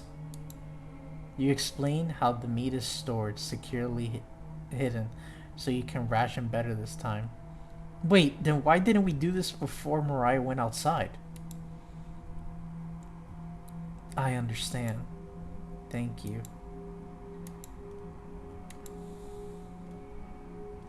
Anatoly runs to the bathroom, puking in the toilet. That's a waste of food. You can hear him sobbing for a few minutes. This taste is... Gregor wanders off. Anatoly returns, looking choked up. I was too weak. Left you some of the meat. Don't fight this, Anatoly. Oh. Did we find Mariah's body and is that what we did? We cooked her up? Anatoly takes a cutlet from the plate, turning his back to the group as he devours it. You can hear him crying. Finally, my focus is coming back. Going to read some of those books. Keep them occupied, okay? Karen leaves you with the men. Who do you want to talk to? Let's talk to Gregor.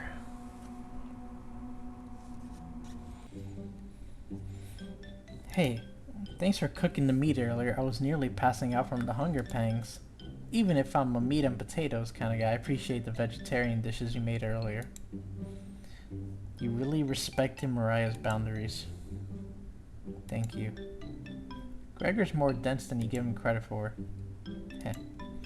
If there's extra, slip me some extra meat. Okay. Gregor will remember that. Our relationship is getting stronger.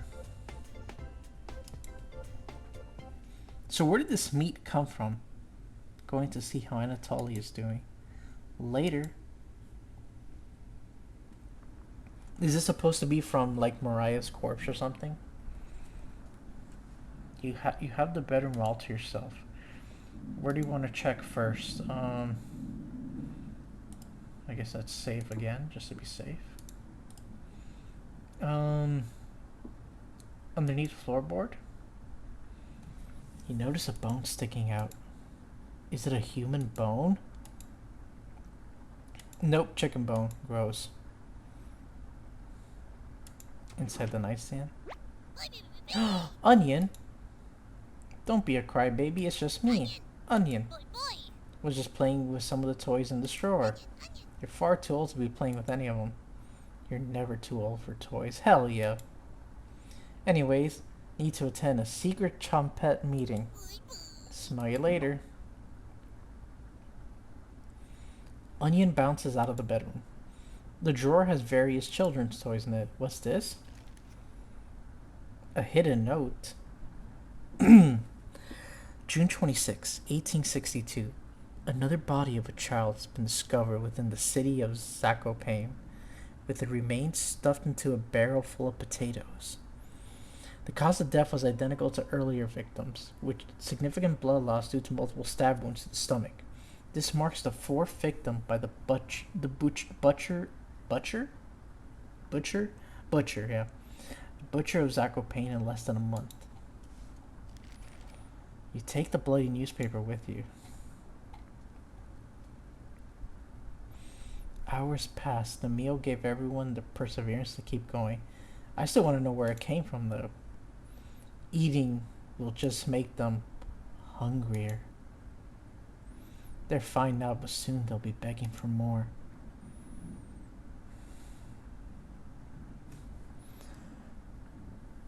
We've waited long enough. What's for dinner? You calmly explain that you want to ration the meat better this time and there will be no dinner. Fine. I understand. I guess I'd rather eat tomorrow than more today. No arguments? Perfect. Everyone decided to call it an early night. You fall asleep instantly tonight. You have a strange dream.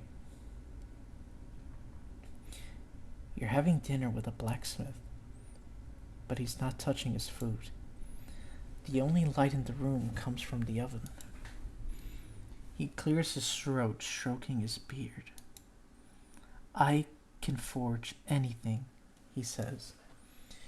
Your eyes have been giving you issues lately, so you reply, forge me a new eye then. You laugh. But then the ropes come out. He ties you to your chair with a long rope to prevent you from struggling. You rip the rope apart without even trying, so the blacksmith uses a thicker rope. No turning back now. He takes a hot poker out of the coals. Holding it in front of his face, you can see his beard and eyes watching you.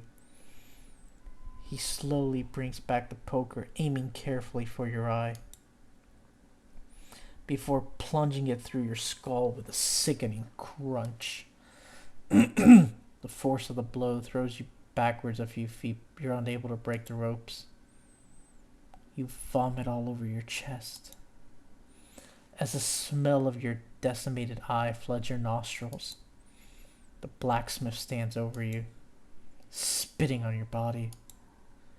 You wake in a cold sweat. Oh, what the fuck? Who are you?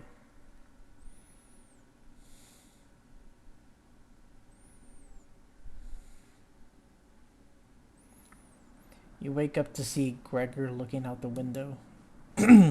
He turns to you, not smiling.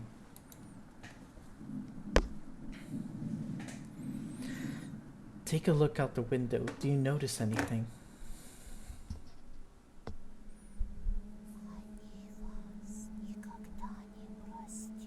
What am I hearing? And I saw something here, some sort of ghost or whatever the fuck that was over here on the left by that tree. The flood waters have receded a little bit, but everyone is still bound to the cabin. The trail used to be completely visible. It's gone now.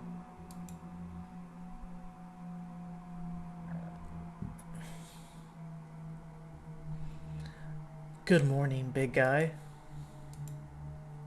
Will Mariah make it back? If it's been days, I don't think she made it. I have a feeling she's what we ate yesterday.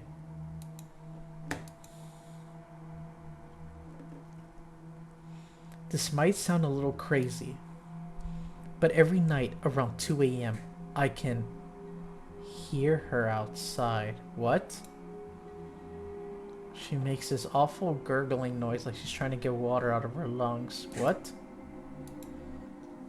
Have you heard her, Gregor? Sometimes when the rain gets faint, I think I can hear her whispering. Is that what we heard outside? I haven't heard anything like that. When she's whispering, it's like she's trying to tell you something, right? Oh, what the fuck? Yes. What the fuck? I sometimes hear her crying through the radio, but that's just a broadcast, right? Oh God. I think we should have another piece of meat for breakfast. Oh God. One step closer to Mariah. It's what she would have wanted. What's gotten into you, Anatoly? Anatoly's eyes look at you, begging. Bring us another slab. Please.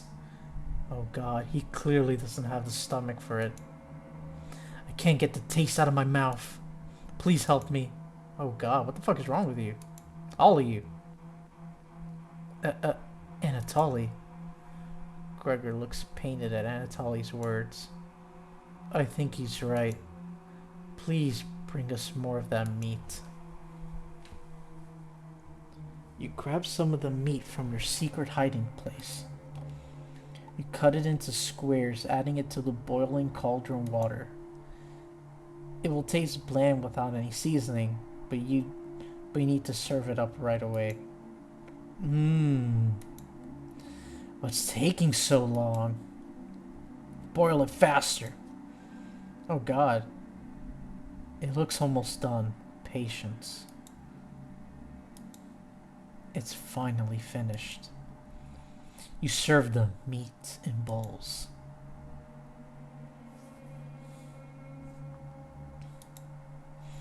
Gregor drinks the broth first before swallowing the chunks whole, like a duck does when eating bread.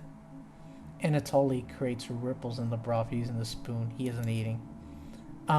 Sorry about earlier, everyone.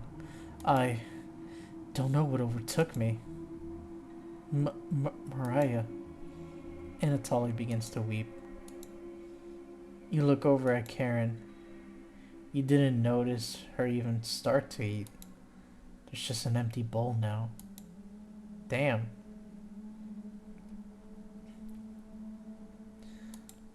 Karen is staring right at you. How much more meat is left? You explain how most of it has gone bad. This is the last of it. Good. How could you be so careless again? You remember Karen's knife. You need to think fast. What the hell are we supposed to do now? Wait around again? The storm isn't ending. You clear your throat. Anatoly? Yes? I think tomorrow you should look for Mariah. Or forage for plants outside. I think you should go tomorrow, little guy. Nobody else can identify edible plants like you. Please, Anatoly. You can swim back after a few hours. Gregor is right, Anatoly. Maybe you'll find Mariah out there. I think Mariah's fine by herself. He still hasn't accepted what happened yet. You're going outside, Anatoly. She doesn't need anyone's help. But we need your help, Anatoly. That's right, Anatoly. Please help us. Let me sleep on it. You don't get a choice. You're going outside tomorrow. No problem, little guy. Oh, you're going outside. Anatoly thinks he can just stay here? No. Everyone shuffles off to their rooms, reading books and knitting to pass the time. You go to bed ravenous.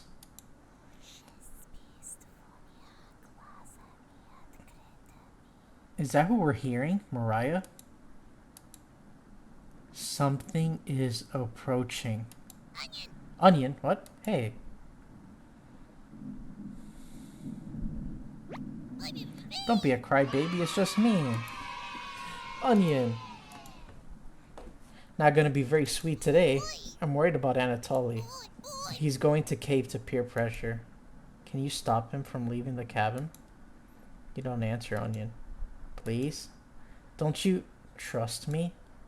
You shake your head. Oh, Got a fun factoid for you. Did you know that leaving out an unpeeled onion in your food, in your room, absorbs bacteria? It will help prevent colds and ward off viruses.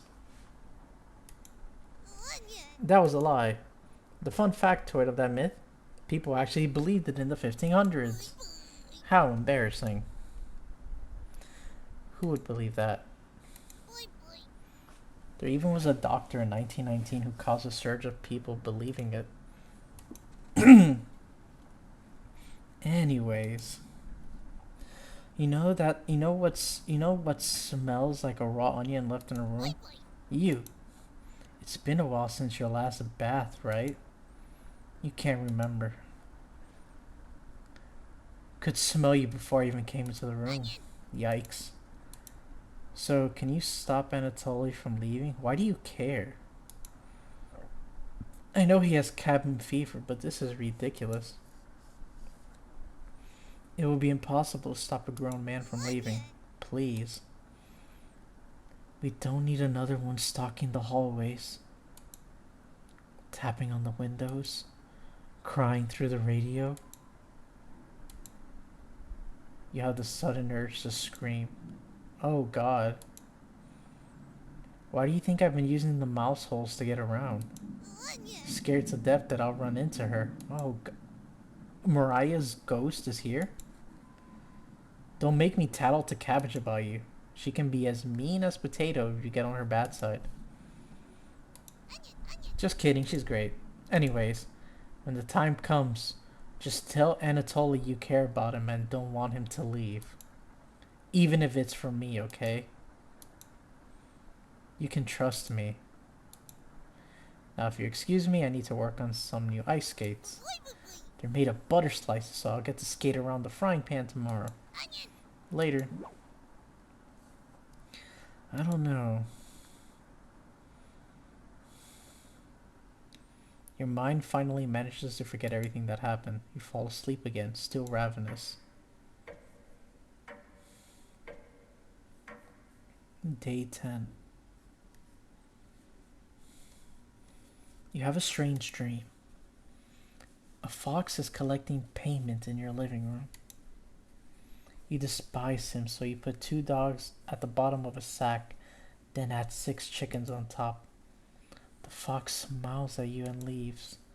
At some point in his journey, the fox will eventually open the sack, and the dogs tear the fox in half. Filled with such loathing for the fox, you gave him the only things you had for food, all of those chickens. As the snow piles up outside, you begin to eat whatever you can find. Pillowcases, candles, leather. One day you wake up and you have nothing left to eat. Absolutely nothing, just an insatiable hunger. A few days later, you go mad and leave the cabin, completely ravenous. A nearby tree looks like charred meat. Your iron teeth cut through the tree bark, tearing your gums apart by the splinters. Your mouth fills quickly with blood. Days later, a deer gallops by. The first creature in the woods to see your corpse. You wake in a cold sweat. Oh, no pop-up this time. Oh. Something smells terrible in the living room. Someone puked in a corner and didn't even pick it up. You wipe it up with a rag to save them the embarrassment. I bet you it was Anatoly. Good morning. Good morning, little guy. Bad idea. She's got a plan for Anatoly? What is that achievement? I don't like that look. Well, Anatoly, what's your decision? I barely slept last night. Her whispers came through one of the holes in the floor. She kept telling me to come outside. We don't want to rush you, but one of us puked last night. So that's what that smell was? Anatoly. My patience is wearing thin. You have 1 hour to make a decision. Why so quickly? Oh God, because I'm not waiting any longer. Oh God. You can see the glint of Karen's knife under her dress. Best to watch out for that knife. The group disperses. Tensions seem to be rising. You have 1 hour to kill. What do you want to do?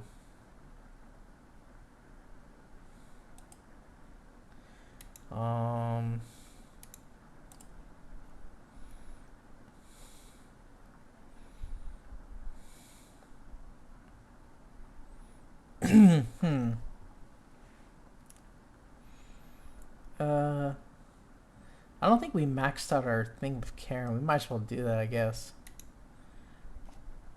I mean, we almost have maxed out. We might as well try. Hi.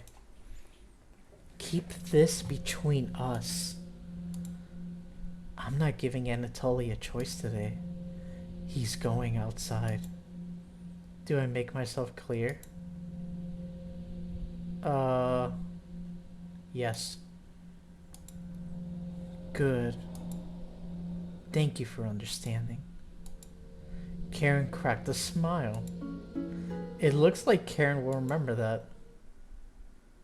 Oh, I thought we were close to 5. Never mind. Oh, I thought we were just missing 1. Now get everyone together for a meeting, and let's get him to leave. You call everyone together to discuss the next steps.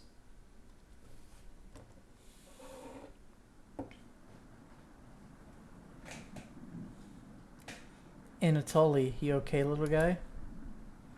Anatoly looks pale, like he's gonna pass out. Anatoly, have you made a decision? Yes. I'll help you all out. I promise. Thank you, Anatoly. Big tears rolled down Gregor's cheeks. I'll miss you, big guy. I'll miss you, little guy. Thank you, Anatoly. I know this wasn't easy, but it's for the best.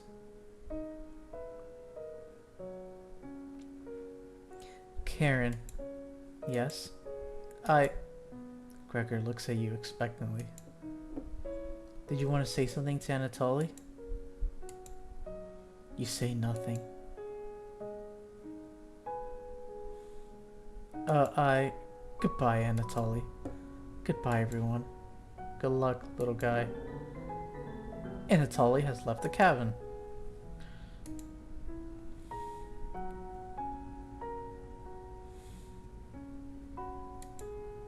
See you soon, little guy. I don't think so. I guess all we can do now is wait. Good night. Karen goes to the bedroom to sleep. I didn't tell him the truth. Gregor's getting choked up.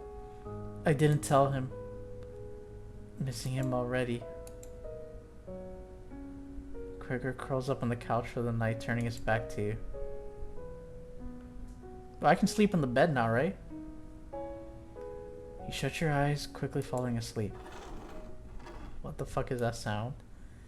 You hear a scraping from the floor. Oh, found you. Oh, hey, Brett. You explained how this isn't a good time right now.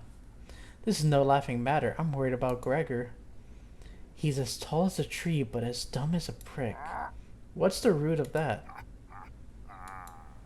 Another cornbread classic. You're being very unpopular right now. That's a tree reference, get it?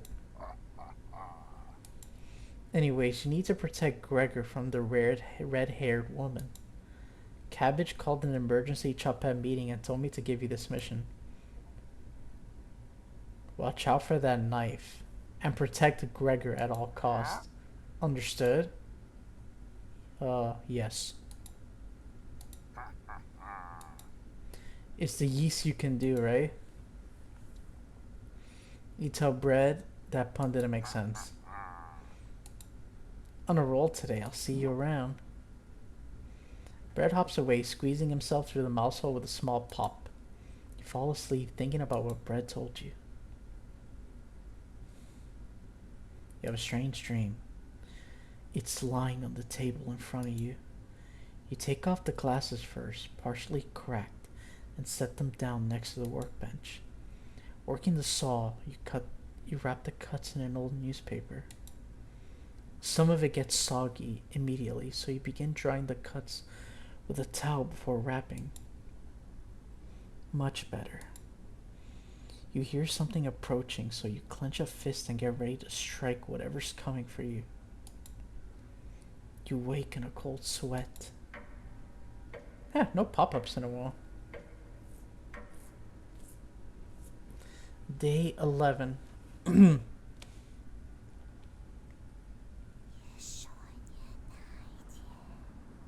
Is that Mariah we're hearing? You wake in a completely different place. Did you sleepwalk or... You found some meat. Where did this meat come from? Is this Anatoly? Everybody's still asleep. This would be a nice surprise after yesterday's events. You decide you cook breakfast for everyone, cutting each slice fairly thin. You brown each side in the oven. The smell is unique. Karen runs into the kitchen. What is that smell? Give it to me. Now.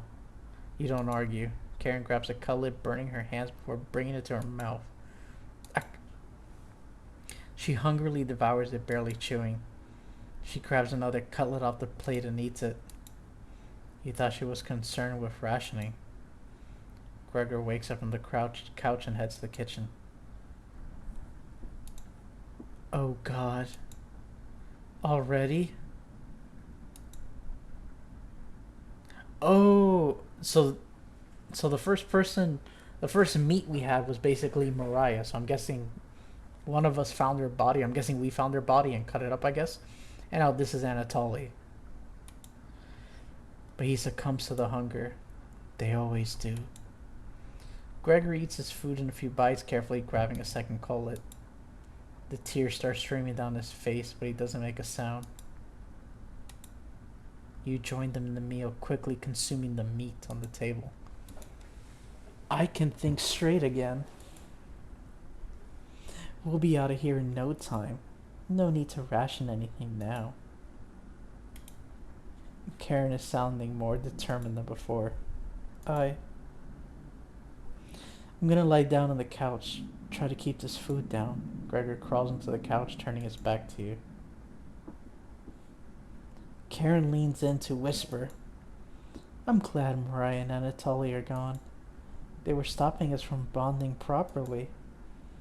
How did you get so good at it? You tell Karen. After one bite, it just made me feel whole again. Even with the nightmares, it's worth it.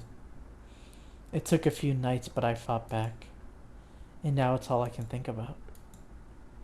I read the book on necropsy. The text is ancient, but the diagrams are beautifully drawn. Very descriptive. How many years did it take you to perfect the craft? You tell her. Yeah, right. I used to tell Mariah that you weren't funny, but that's not true. Sorry about that. You've grown on me. Karen pauses, deep in thought. You know Gregor can't swim, right? He'd be the next to leave, but he doesn't stand a chance outside. They always seem to come back, right? In one way or another. Why wait for him to come back? Karen hands you a vial of liquid. I think you know what needs to be done. This is a strong anesthetic. Don't ask me how I found it. I want you to slip this into Gregor's mug tonight. This is for the best. He won't feel any pain until he wakes up. All you have to do is stand back and let me work on him. This request is beyond extreme. Will you do this for me? Well, I mean, we've been pretty like on her, like doing what she says at this point. Might as well not stop now. Yes, we will do it for you. I knew you would. Thank you. You nod. She's learning quickly. You definitely think Karen will remember that. Our relationship is maxed. Karen hands you a vial of mysterious liquid and you add it to Gregor's mug. Gregor, it's been a while since you've had some water. Come drink with us.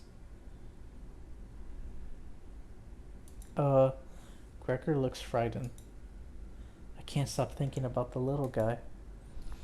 I can't even remember what happened before we arrived. It just never ends. I miss Anatoly and Mariah. Let us toast to Anatoly and Mariah. They'll always be inside of us, Gregor. Inside of us. Can't change that now. Gregor begins to weep. You're right. We're having it raw tonight, Gregor. What? Eating raw meat is one of life's great gambles. Get awfully sick or... Gregor slowly puts the meat into his mouth, ignoring the smell. He swallows each bite with a wince on his face. Trying not to get sick? I'll never forget the first time I met Anatoly. We were kids. I was chopping firewood outside the house. Anatoly brought a butterfly net filled with them. He introduced himself and asked if I wanted to hold one of the butterflies. I had never held one before. He told me not to crush it between my large paws. He did have miniature hands himself, so I get it. And Karen, what did you put in this water? Would you do anything to save your friends, Gregor? Of course. Gregor's eyes start to droop. What the hell was Karen's liquid? I think it'd be best to have an early bedtime tonight. Let me help you onto the couch, Gregor. Yeah, thank you, Karen. Gregor passes out cold. Thank you. I'll do the rest. Even if he screams, please ignore Gregor when he wakes up. Okay? You don't want to interrupt Karen with this. Nope. I'm good. You leave her alone, going into the bedroom and crawling into the bed. Crawling into the bed Anatoly slept in. You fall asleep almost instantly.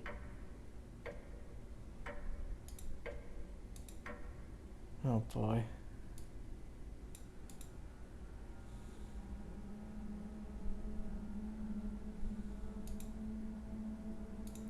Wake up, sleepyhead. Oh, hi. Who are you? Oh my god, is that Mariah? You were having a nightmare. Thanks for letting me practice last night. I think I did a great job. Made us all some breakfast this morning to celebrate. Oh. Breakfast? With what? That's a surprise. Gregor already finished his. Took a few hours, but he caved. Come on, let me show you. You get out of bed and head to the living room. Oh. Hey, Gregor. Oh, God. Oh, no.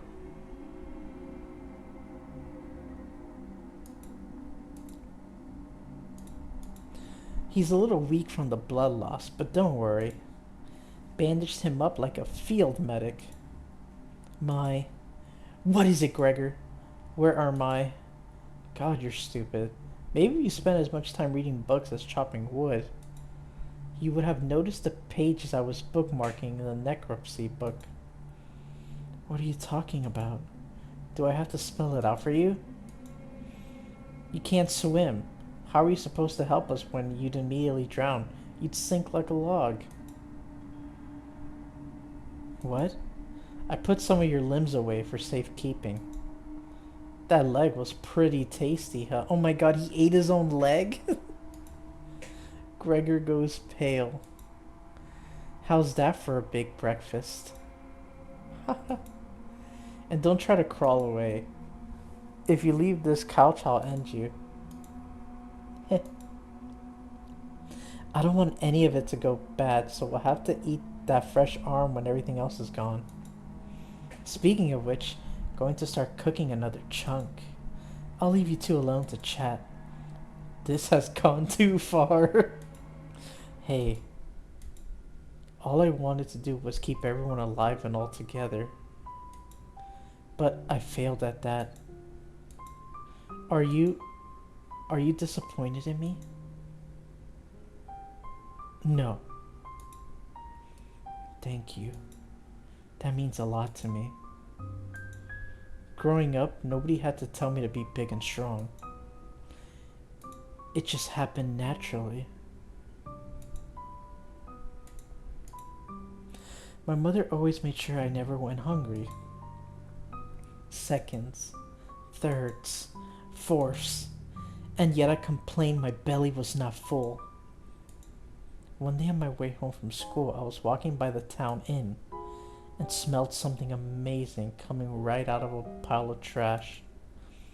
I dug through it and discovered a bag. They threw away a meal that was fresh out of the oven for some reason.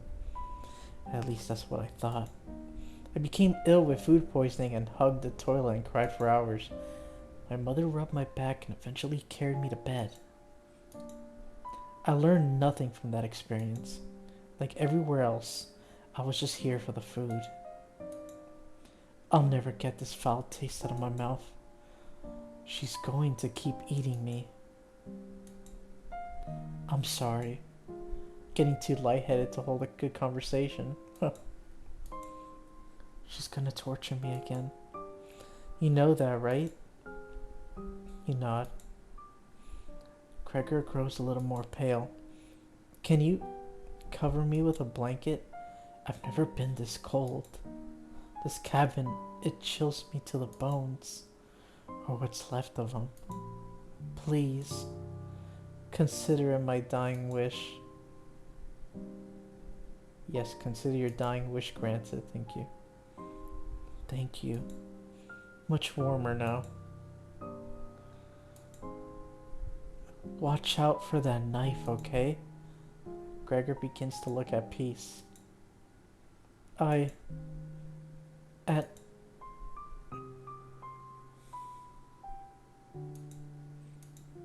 watch the last of Gregor's air escape his lungs.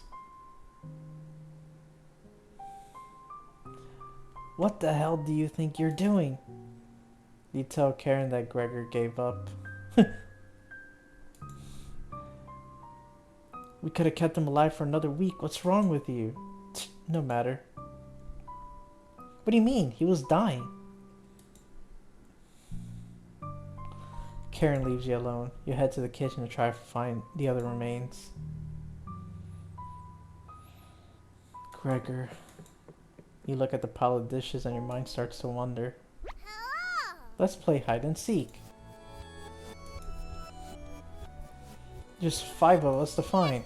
Can you find all of us? The red-haired woman should know where the basement key is. And I bet one of us is hiding down there. She's whittling something in the rocking chair now. So watch out for that knife. Probably best to avoid the knife. Wait. Isn't that your knife? Why did you let her have it? You shrug. As the leader of the Trumpettes, it's important you find all of us. So please don't forget any of us. Good luck. Cabbage rolls away and tries to hide. Why would Cabbage want to play hide and seek right now? You have been neglecting the Trumpettes lately. Can't hurt to play along with them, right? You go talk to Karen in the living room. Looks like Karen's just slicing away at a block of wood. Gregor's remains have been stored for safekeeping. Scrubbed all of the blood off the couch to save you the trouble. Can I help you? Have you seen the basement key anywhere? Wasn't it in the kitchen? You can't remember. I haven't seen the key. Maybe one of the Trumpettes can help you find it in the kitchen. You decide to go look for it. Thankfully, there's not too many places for Cabbage to hide. Where do you want to check first? The cauldron? You hear some rustling around. Aha! Found you! She always picks the same hiding spot. Ah, you found me! Well done. As leader of the Trumpettes, getting through mouse holes is a chore. Can't find any Trumpettes to push me through, so I guess you'll have to help me out. Cabbage has joined the party, okay. 4 Trumpettes to go. What's next? Glad you asked. Keep it up, you'll be a member of the Trumpettes in no time. You asked Cabbage about the basement key. Did you forget again? It's right in that nasty oven. There's nothing but a big pile of ashes in the oven. You found the basement key. There it is. That's to the room where we found Potato. Check behind the cauldron for the other one. You got the basement entrance key. Let's go find Onion. He's hiding in the bedroom. She's making hide and seek far too easy. Chompettes! Find Onion! Alright, guess we're going to the bedroom.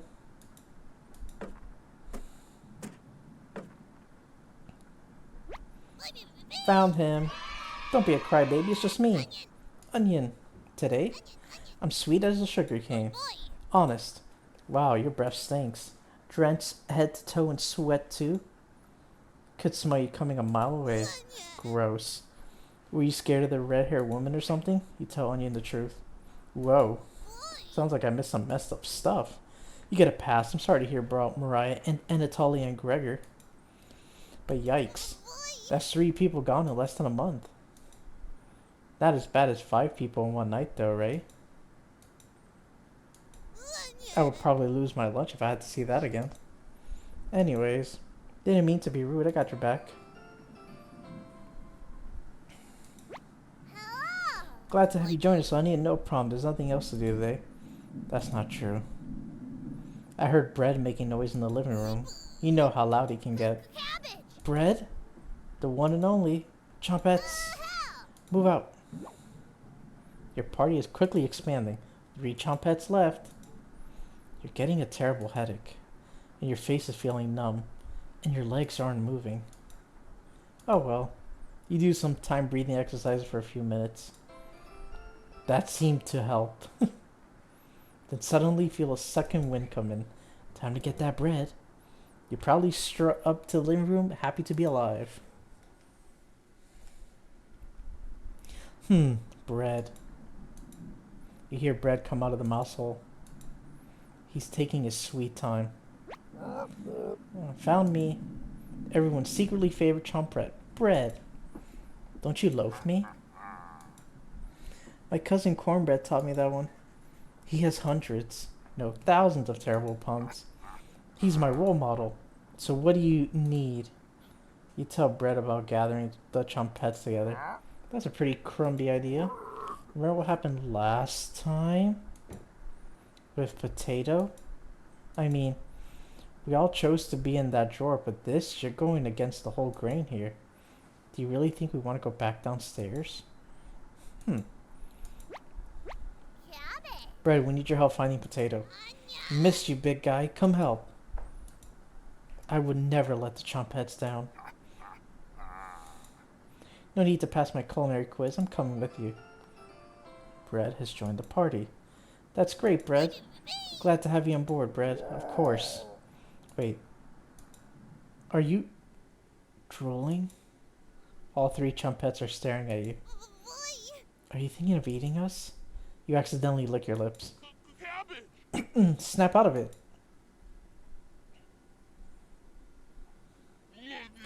You already ate. We're no good for that. You glutton. Did they pass out? Holy cow, get them up. It's so heavy.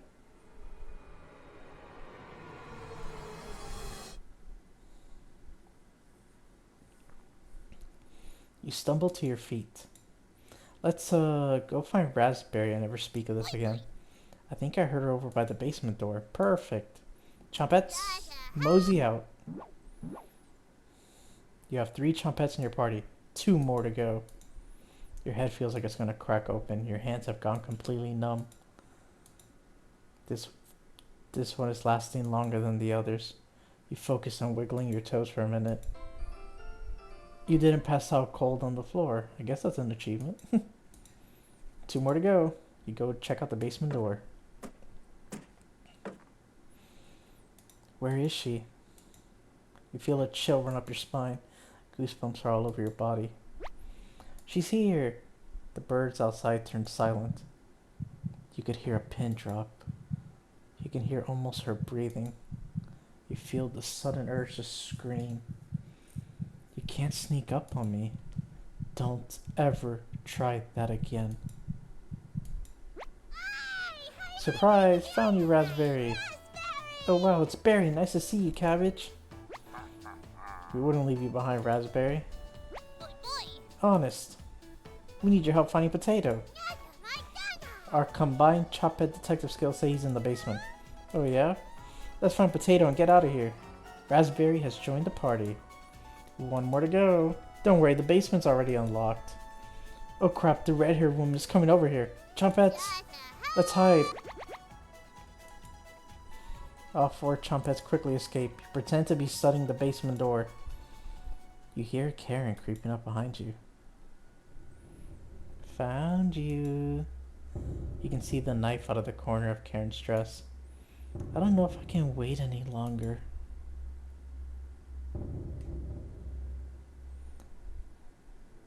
Karen drops the knife to the floor, walking over to hold you in a loving embrace. I can't wait any longer to tell you that I love you. Karen looks into your eyes, laughing as she says it again. I love you. For the first time in ages, a genius smile appears in your face. It was Karen all along. Your soulmate has finally been found. You create a new life together, devouring hundreds of men, women, and children. Laws and governments are powerless to stop your wrath. Investigations into the cabin always result in another meal for the both of you. Your partnership is beautiful. All that oppose you perish. Karen helps with butchering so your arthritis gets relief. You work together beautifully, making the world a terrible place for future generations. One day, Karen becomes ill. You try everything to prolong her life, but none of the methods work. Karen can no longer walk around the cabin. Her condition worsens, keeping her bound to the bed. You bring her borscht daily, but she can barely eat a bite without coughing. She isn't able to keep down fresh cuts and meat anymore. She is seriously ill. One day she calls you over to her deathbed, between gasps for air. Her eyes are filled with terror, but it lessens when she sees you. Karen tries to say her name but can't get it out. I love you. You nod, crying softly, as she tightly grips your hand in fear. Your tears fall on her dress as the last of Karen's air leaves her lungs. Her hand slowly lets go of yours, dropping to the side. You take the knife and wrap her hands around it, putting it in the middle of her chest. Karen.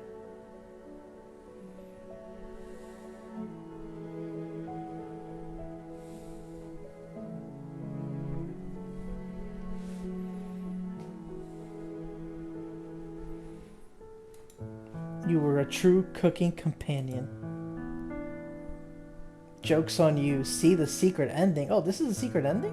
Oh. I'll tell you a story, but do you promise not to laugh? I almost died when I was 6. It was probably the coldest winter on record. My parents and I were snowed in. At first they had enough wood, but that ran out. My father, before their wedding day, he chopped down one of the biggest trees in the forest.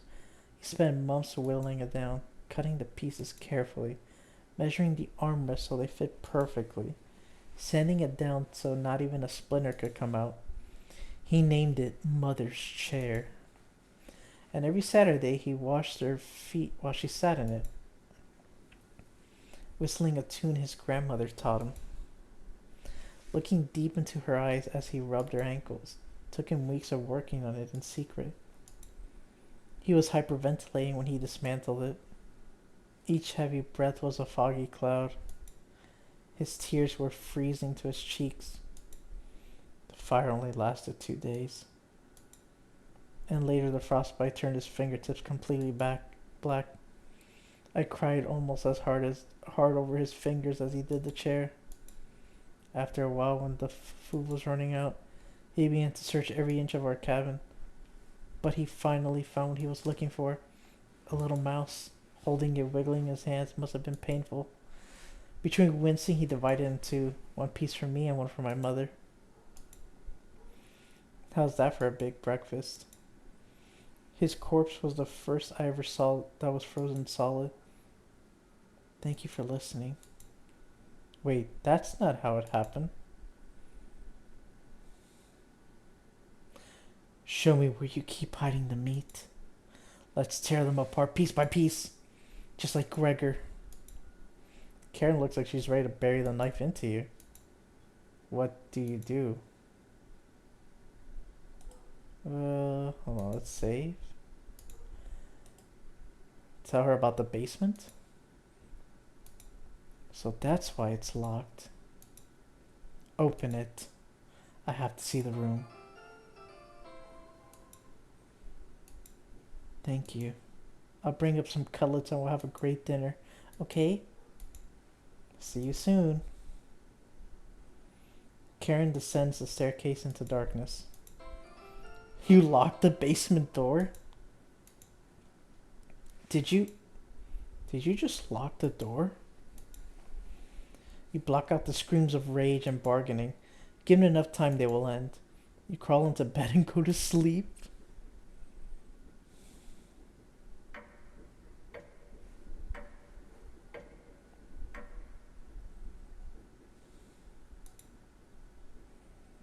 You slept in today. The pounding has completely stopped. You really need to go to the bathroom. You decide to open your eyes.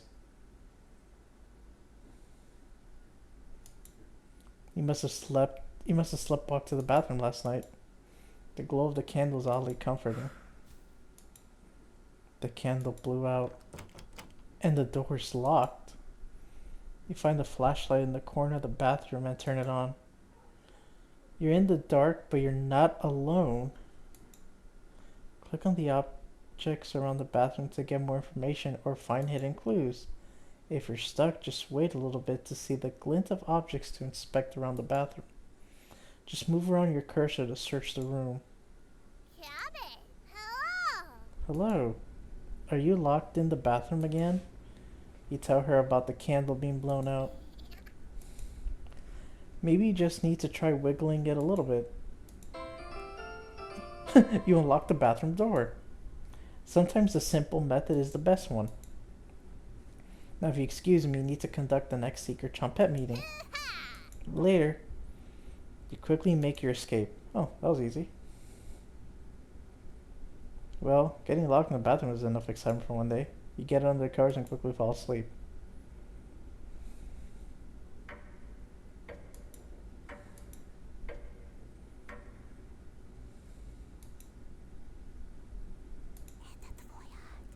Oh, God.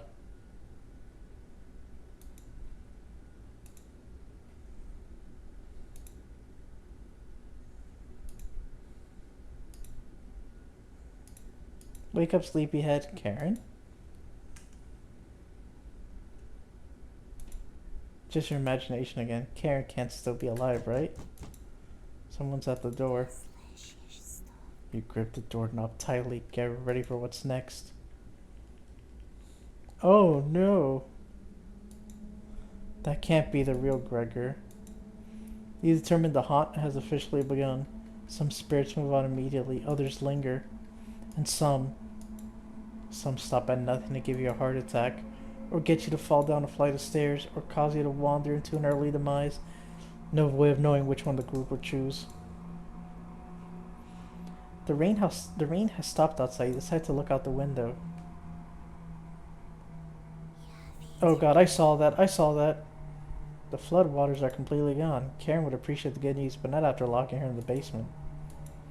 No good reason to leave the cabin. Plenty of food here now. You've been so busy you've forgotten to eat. You head to the kitchen for a snack. Karen's hiding spot was too obvious. You take a few bites of meat. You lost more of your humanity. Lost more of your humanity. Not fresh enough. Oh well. You decide to crawl back into bed and get a little extra sleep. Day? Oh God, that's a lot of days.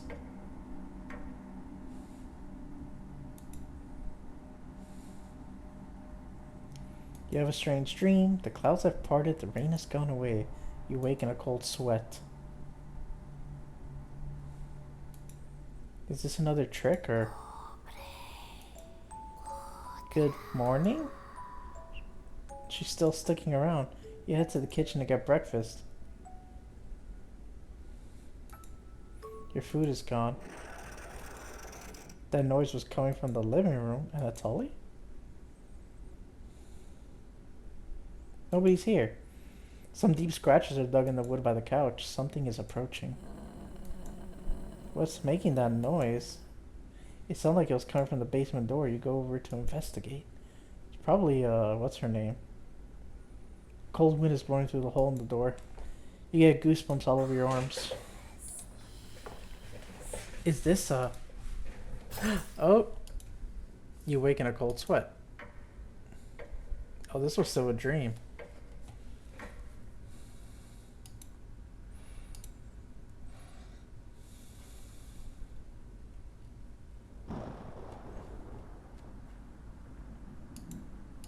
It's raining again. They're taunting you with dreams of a sunny day. You get out of bed and head to the living room.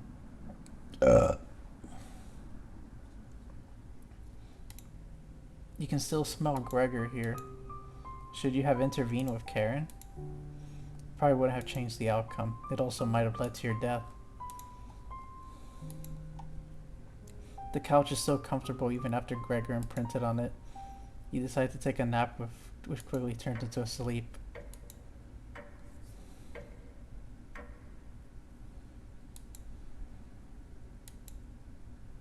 You must have woken up too early. The cabin living room is pitch black. You pick up a flashlight nearby to explore the darkness. Anatoly?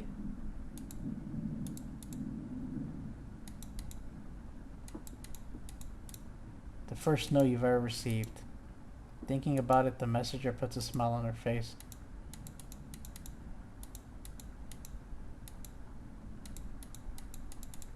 Kind of clicking around. I don't know where to go. Oh, there you go. Thank you. You notice this note sticking out from one of the books. Hold on. Let's go back. I know you've been ignoring my other letters, so I'm begging you. Please bring back my daughter safely, or I need to get the others involved. I have left payments outside the door and will pay any price. Please let her go. We don't have to involve anyone else. Okay. You take the mother note with you. Decide to lay back on the couch, get more sleep.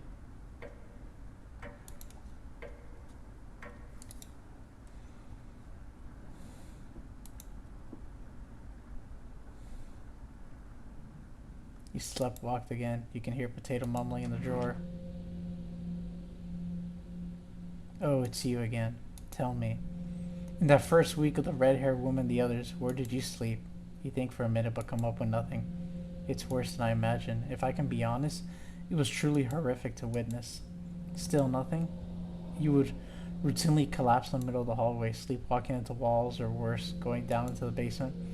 I can't believe you haven't broken your neck on those stairs yet. You seem to survive almost anything. Do I have that right? Must be that addiction to meat. Or something else. Would you share that secret with me? Sure. You tell Potato the secret. Wow, didn't think you'd be foolish enough to tell me. I'm living longer than expected already, but this is good information to take with me. Thank you.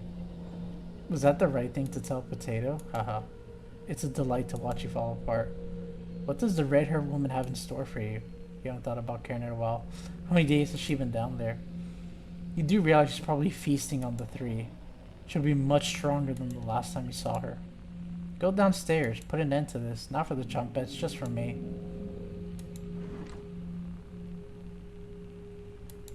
You quickly do your math in your head and determine Karen will be dead in the basement. It's been enough days, right? You open the door and prepare for the worst. Oh god. It's just a staircase. Nothing to be scared of. You begin your descent. Something is approaching. Uh-oh. Ooh.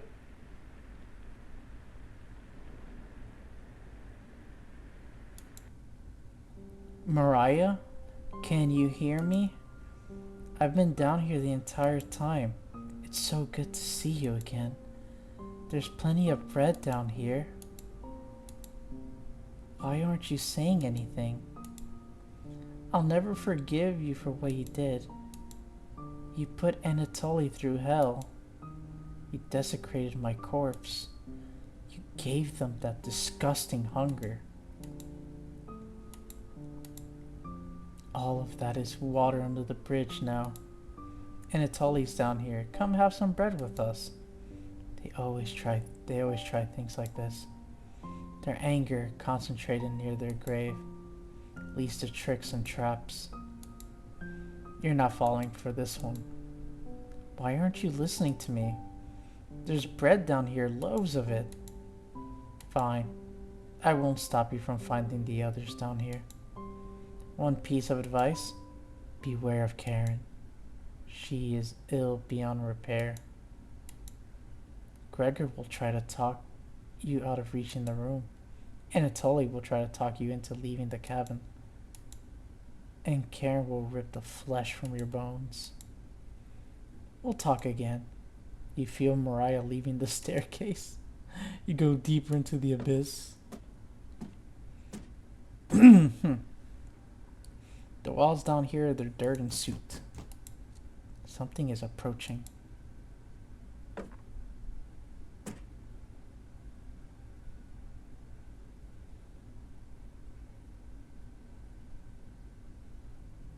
I'm glad I found you. The rain outside has stopped. Did you hear that knocking? Another trap. Everyone's upstairs and wants to leave. Mariah was worried sick about you. You tell Gregor about speaking with Mariah. Guess I can't lie to you, huh? You just stood there while Karen took my limbs, doing nothing. Are you frightened by her? If you won't come upstairs with me, please turn on the light when you reach the room. I want to see the look on your face when that light bulb turns on. Can you do that for me? You nod. Thank you. Thanks for letting me lick the bowls clean. That was enough to keep him at bay. We'll meet again soon. Beware, Karen. You feel Gregor leaving the staircase. You descend deeper into the abyss. The air pressure down here feels greater. You're getting closer to Karen with each step. Something is approaching.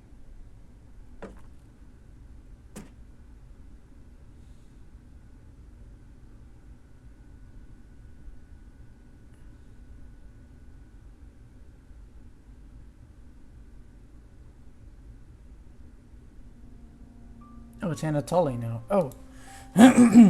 Thought you'd still be fending off that glutton Gregor right now. You tell Anatoly about meeting with Gregor. Oh. I was gonna try to see if you wanted to pick onions with me. You shake your head. Guess there's no fooling you, huh?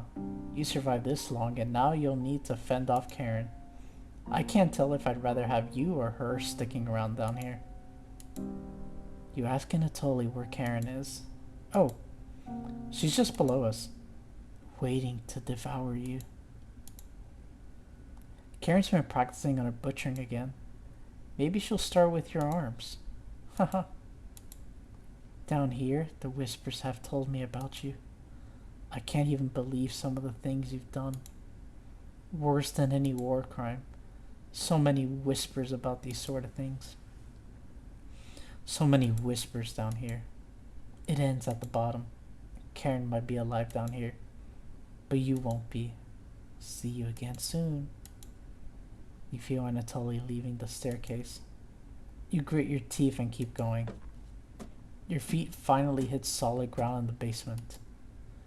Something doesn't feel right. Look behind you. Oh, it says look behind you. You feel around the wall, blindly locating the light switch. Hello. Hello. You've come so far. Proud of you.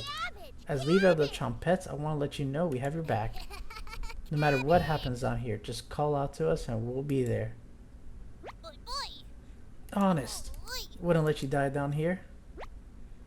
When you least expect it, we'll roll with you. You can't sneak up on me. But sneaking up on you, extremely easy. Are you deaf? Raspberry. That was pretty cruel, even for me. Your ears have so much dirt in them, they could probably grow potatoes. We'll have to work on those jokes, Potato. Sure. Weren't you hiding in the basement room? Circumstances have changed. I wouldn't miss a killing for the world. Just remember, down here, you can call on us. We'll help you out in a bind. And if you get lost down here later, please avoid the room where it happened. I can't speak for the others, but I'd like to forget what happened there. I don't think we'll ever forget that, Potato. But thank you for coming along with us. I wouldn't call it a change of heart because you never had one, Potato. You should have rotted down here, but I'm glad you're here to help. Wish I had a joke here, but what you did was no joking matter. That's enough. Chompettes, let's help out. I have a feeling we might need to save. Something just in case. The Chompettes get in position behind you, ready for what's next. You feel around the wall, blindly locate the light switch. Took you long enough. Oh, there she is. Oh god. Okay, let's end this. Karen readies the knife. You're going to taste better than Gregor. Should have kept the door locked. Oh, I have to pick. We're gonna attack. You attack Karen with a lunge. You barely land the soft punch. Karen lunges at you. You started to bleed. Karen licks her lips. Will you fit in the cauldron? What did the Chompettes do? Hey, as leader of the Chompettes, we can't leave you hanging. All of us are ready to help you out here. I see you've ignored my warning to watch out for that knife. Please survive this fight. We want to play hide and seek again.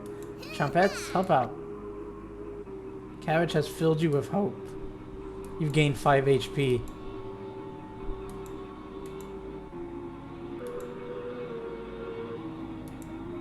I will dodge.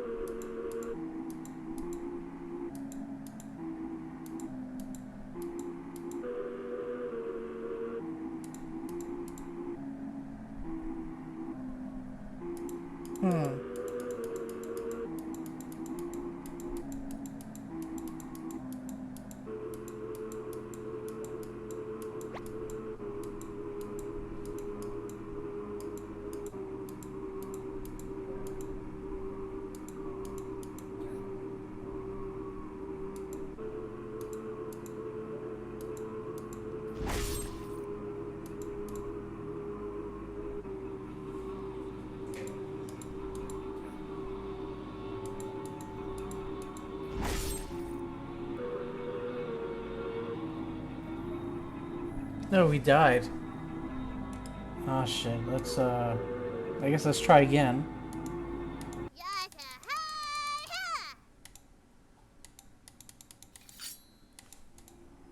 Okay, let's see. Dodge?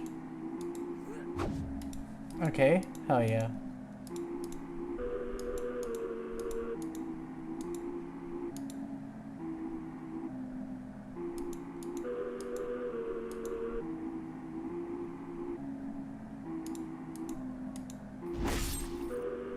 Okay, that didn't work. Let's attack, I guess? That didn't work. Dodge? Nope, dodge didn't work. Attack? Okay. Dodge? Okay, there we go. That worked.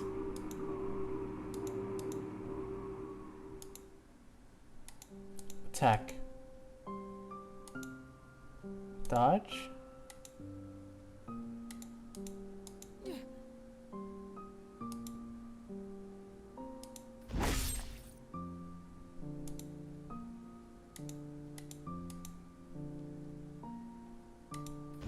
Okay, that doesn't work, so we'll just attack.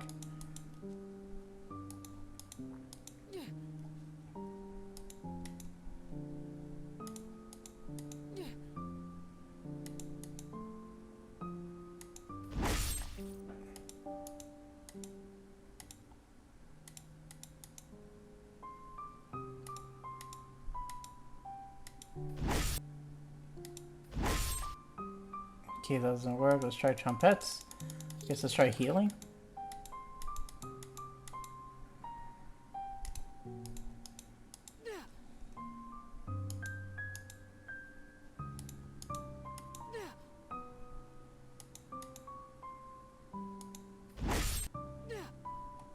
Dodge, maybe? She missed. Okay, cool. We got her.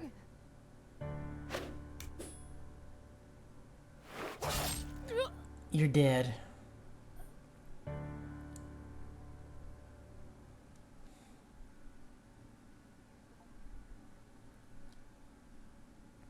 Karen quickly stumbles down the hallway, turning left at the end. You're hobbling after her, but the room is pitch black here. The rot of the decaying flesh here is nauseating. You can hear the small echoes of Karen's footsteps disappearing below, making this room feel enormous. You can't see their eyes, but you can feel them. You're being watched. The staircase in the center winds downstairs, spiraling into the abyss. You're getting lightheaded again. Gravity almost gets the best of you a few times as you work your way to the bottom. Your shoes stick to the floor when you reach the bottom. The smell of mildew and something rotten makes you gag. You can barely make out the outlines of door frames in each direction. You head east, opening the door. You feel Karen's presence close by. Nope, that's Mariah. That's Anatoly. And that's Gregor. Hey everyone. Back together again. Drowned and dissected. The Butcher of Hope has returned. Where's Karen? Lost in the abyss. Her rage blinds her. Ravenous, completely ravenous. She will never be able to move on. Bound to this cabin by you, she will never escape. Those that die in the cabin are bound to different rules. Fleeting West did nothing. Victims will always gravitate to this cabin. Always find a way to you. You wretch. You abomination. You horror. Turn on the light and savor your inhumanity. Turn on the light. Turn on the light. Turn on the light. Reap what you have sown. Mariah, Anatoly, Gregor, Karen, I'll never forget you.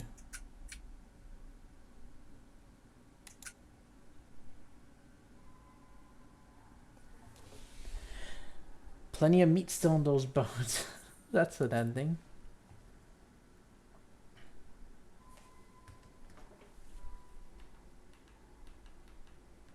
I'll tell you a story, but he promised not to laugh. I almost... Wait, we heard this story already.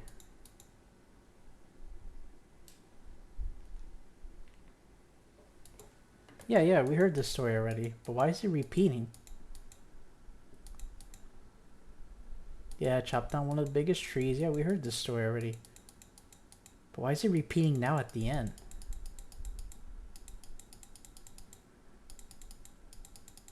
Yeah, we already read this story. Yeah.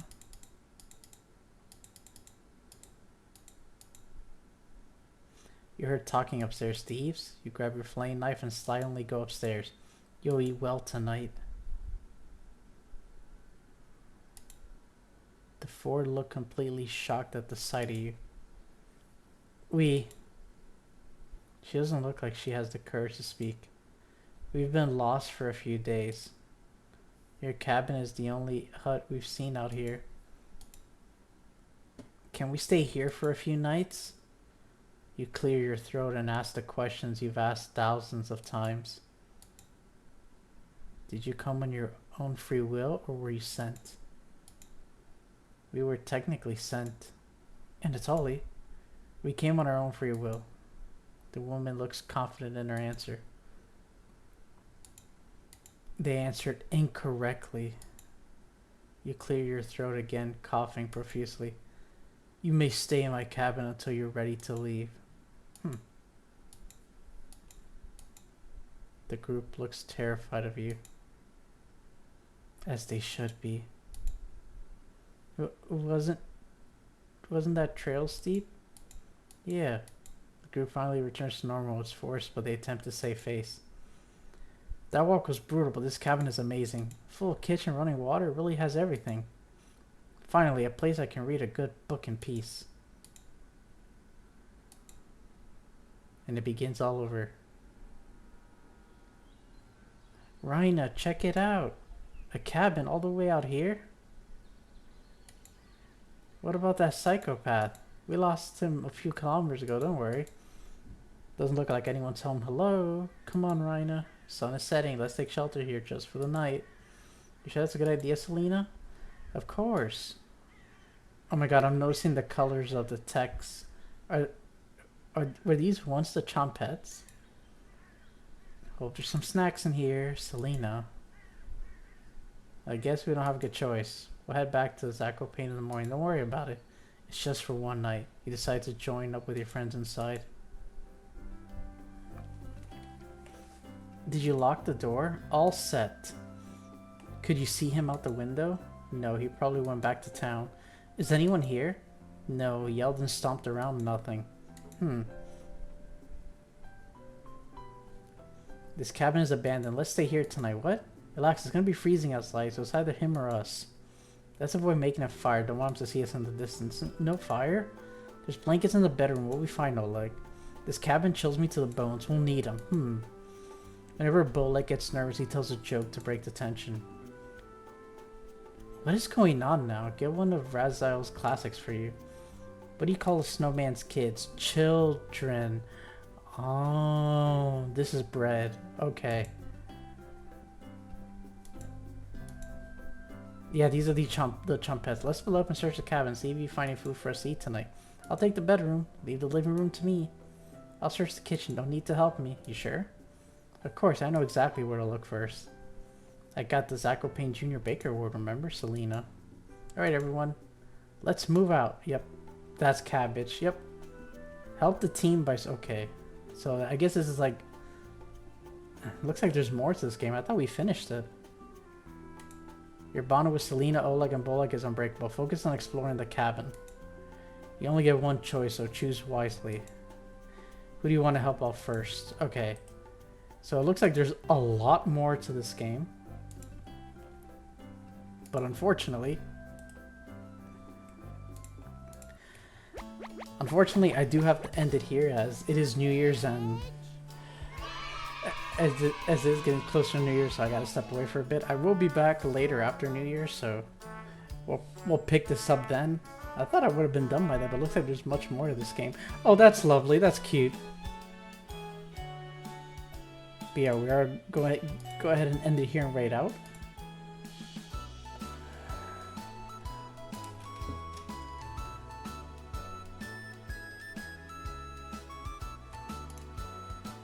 Thank you all so much for coming by. I greatly appreciate it. I hope you all enjoyed, and I will catch you all later. Happy New Year, everyone. Bye-bye.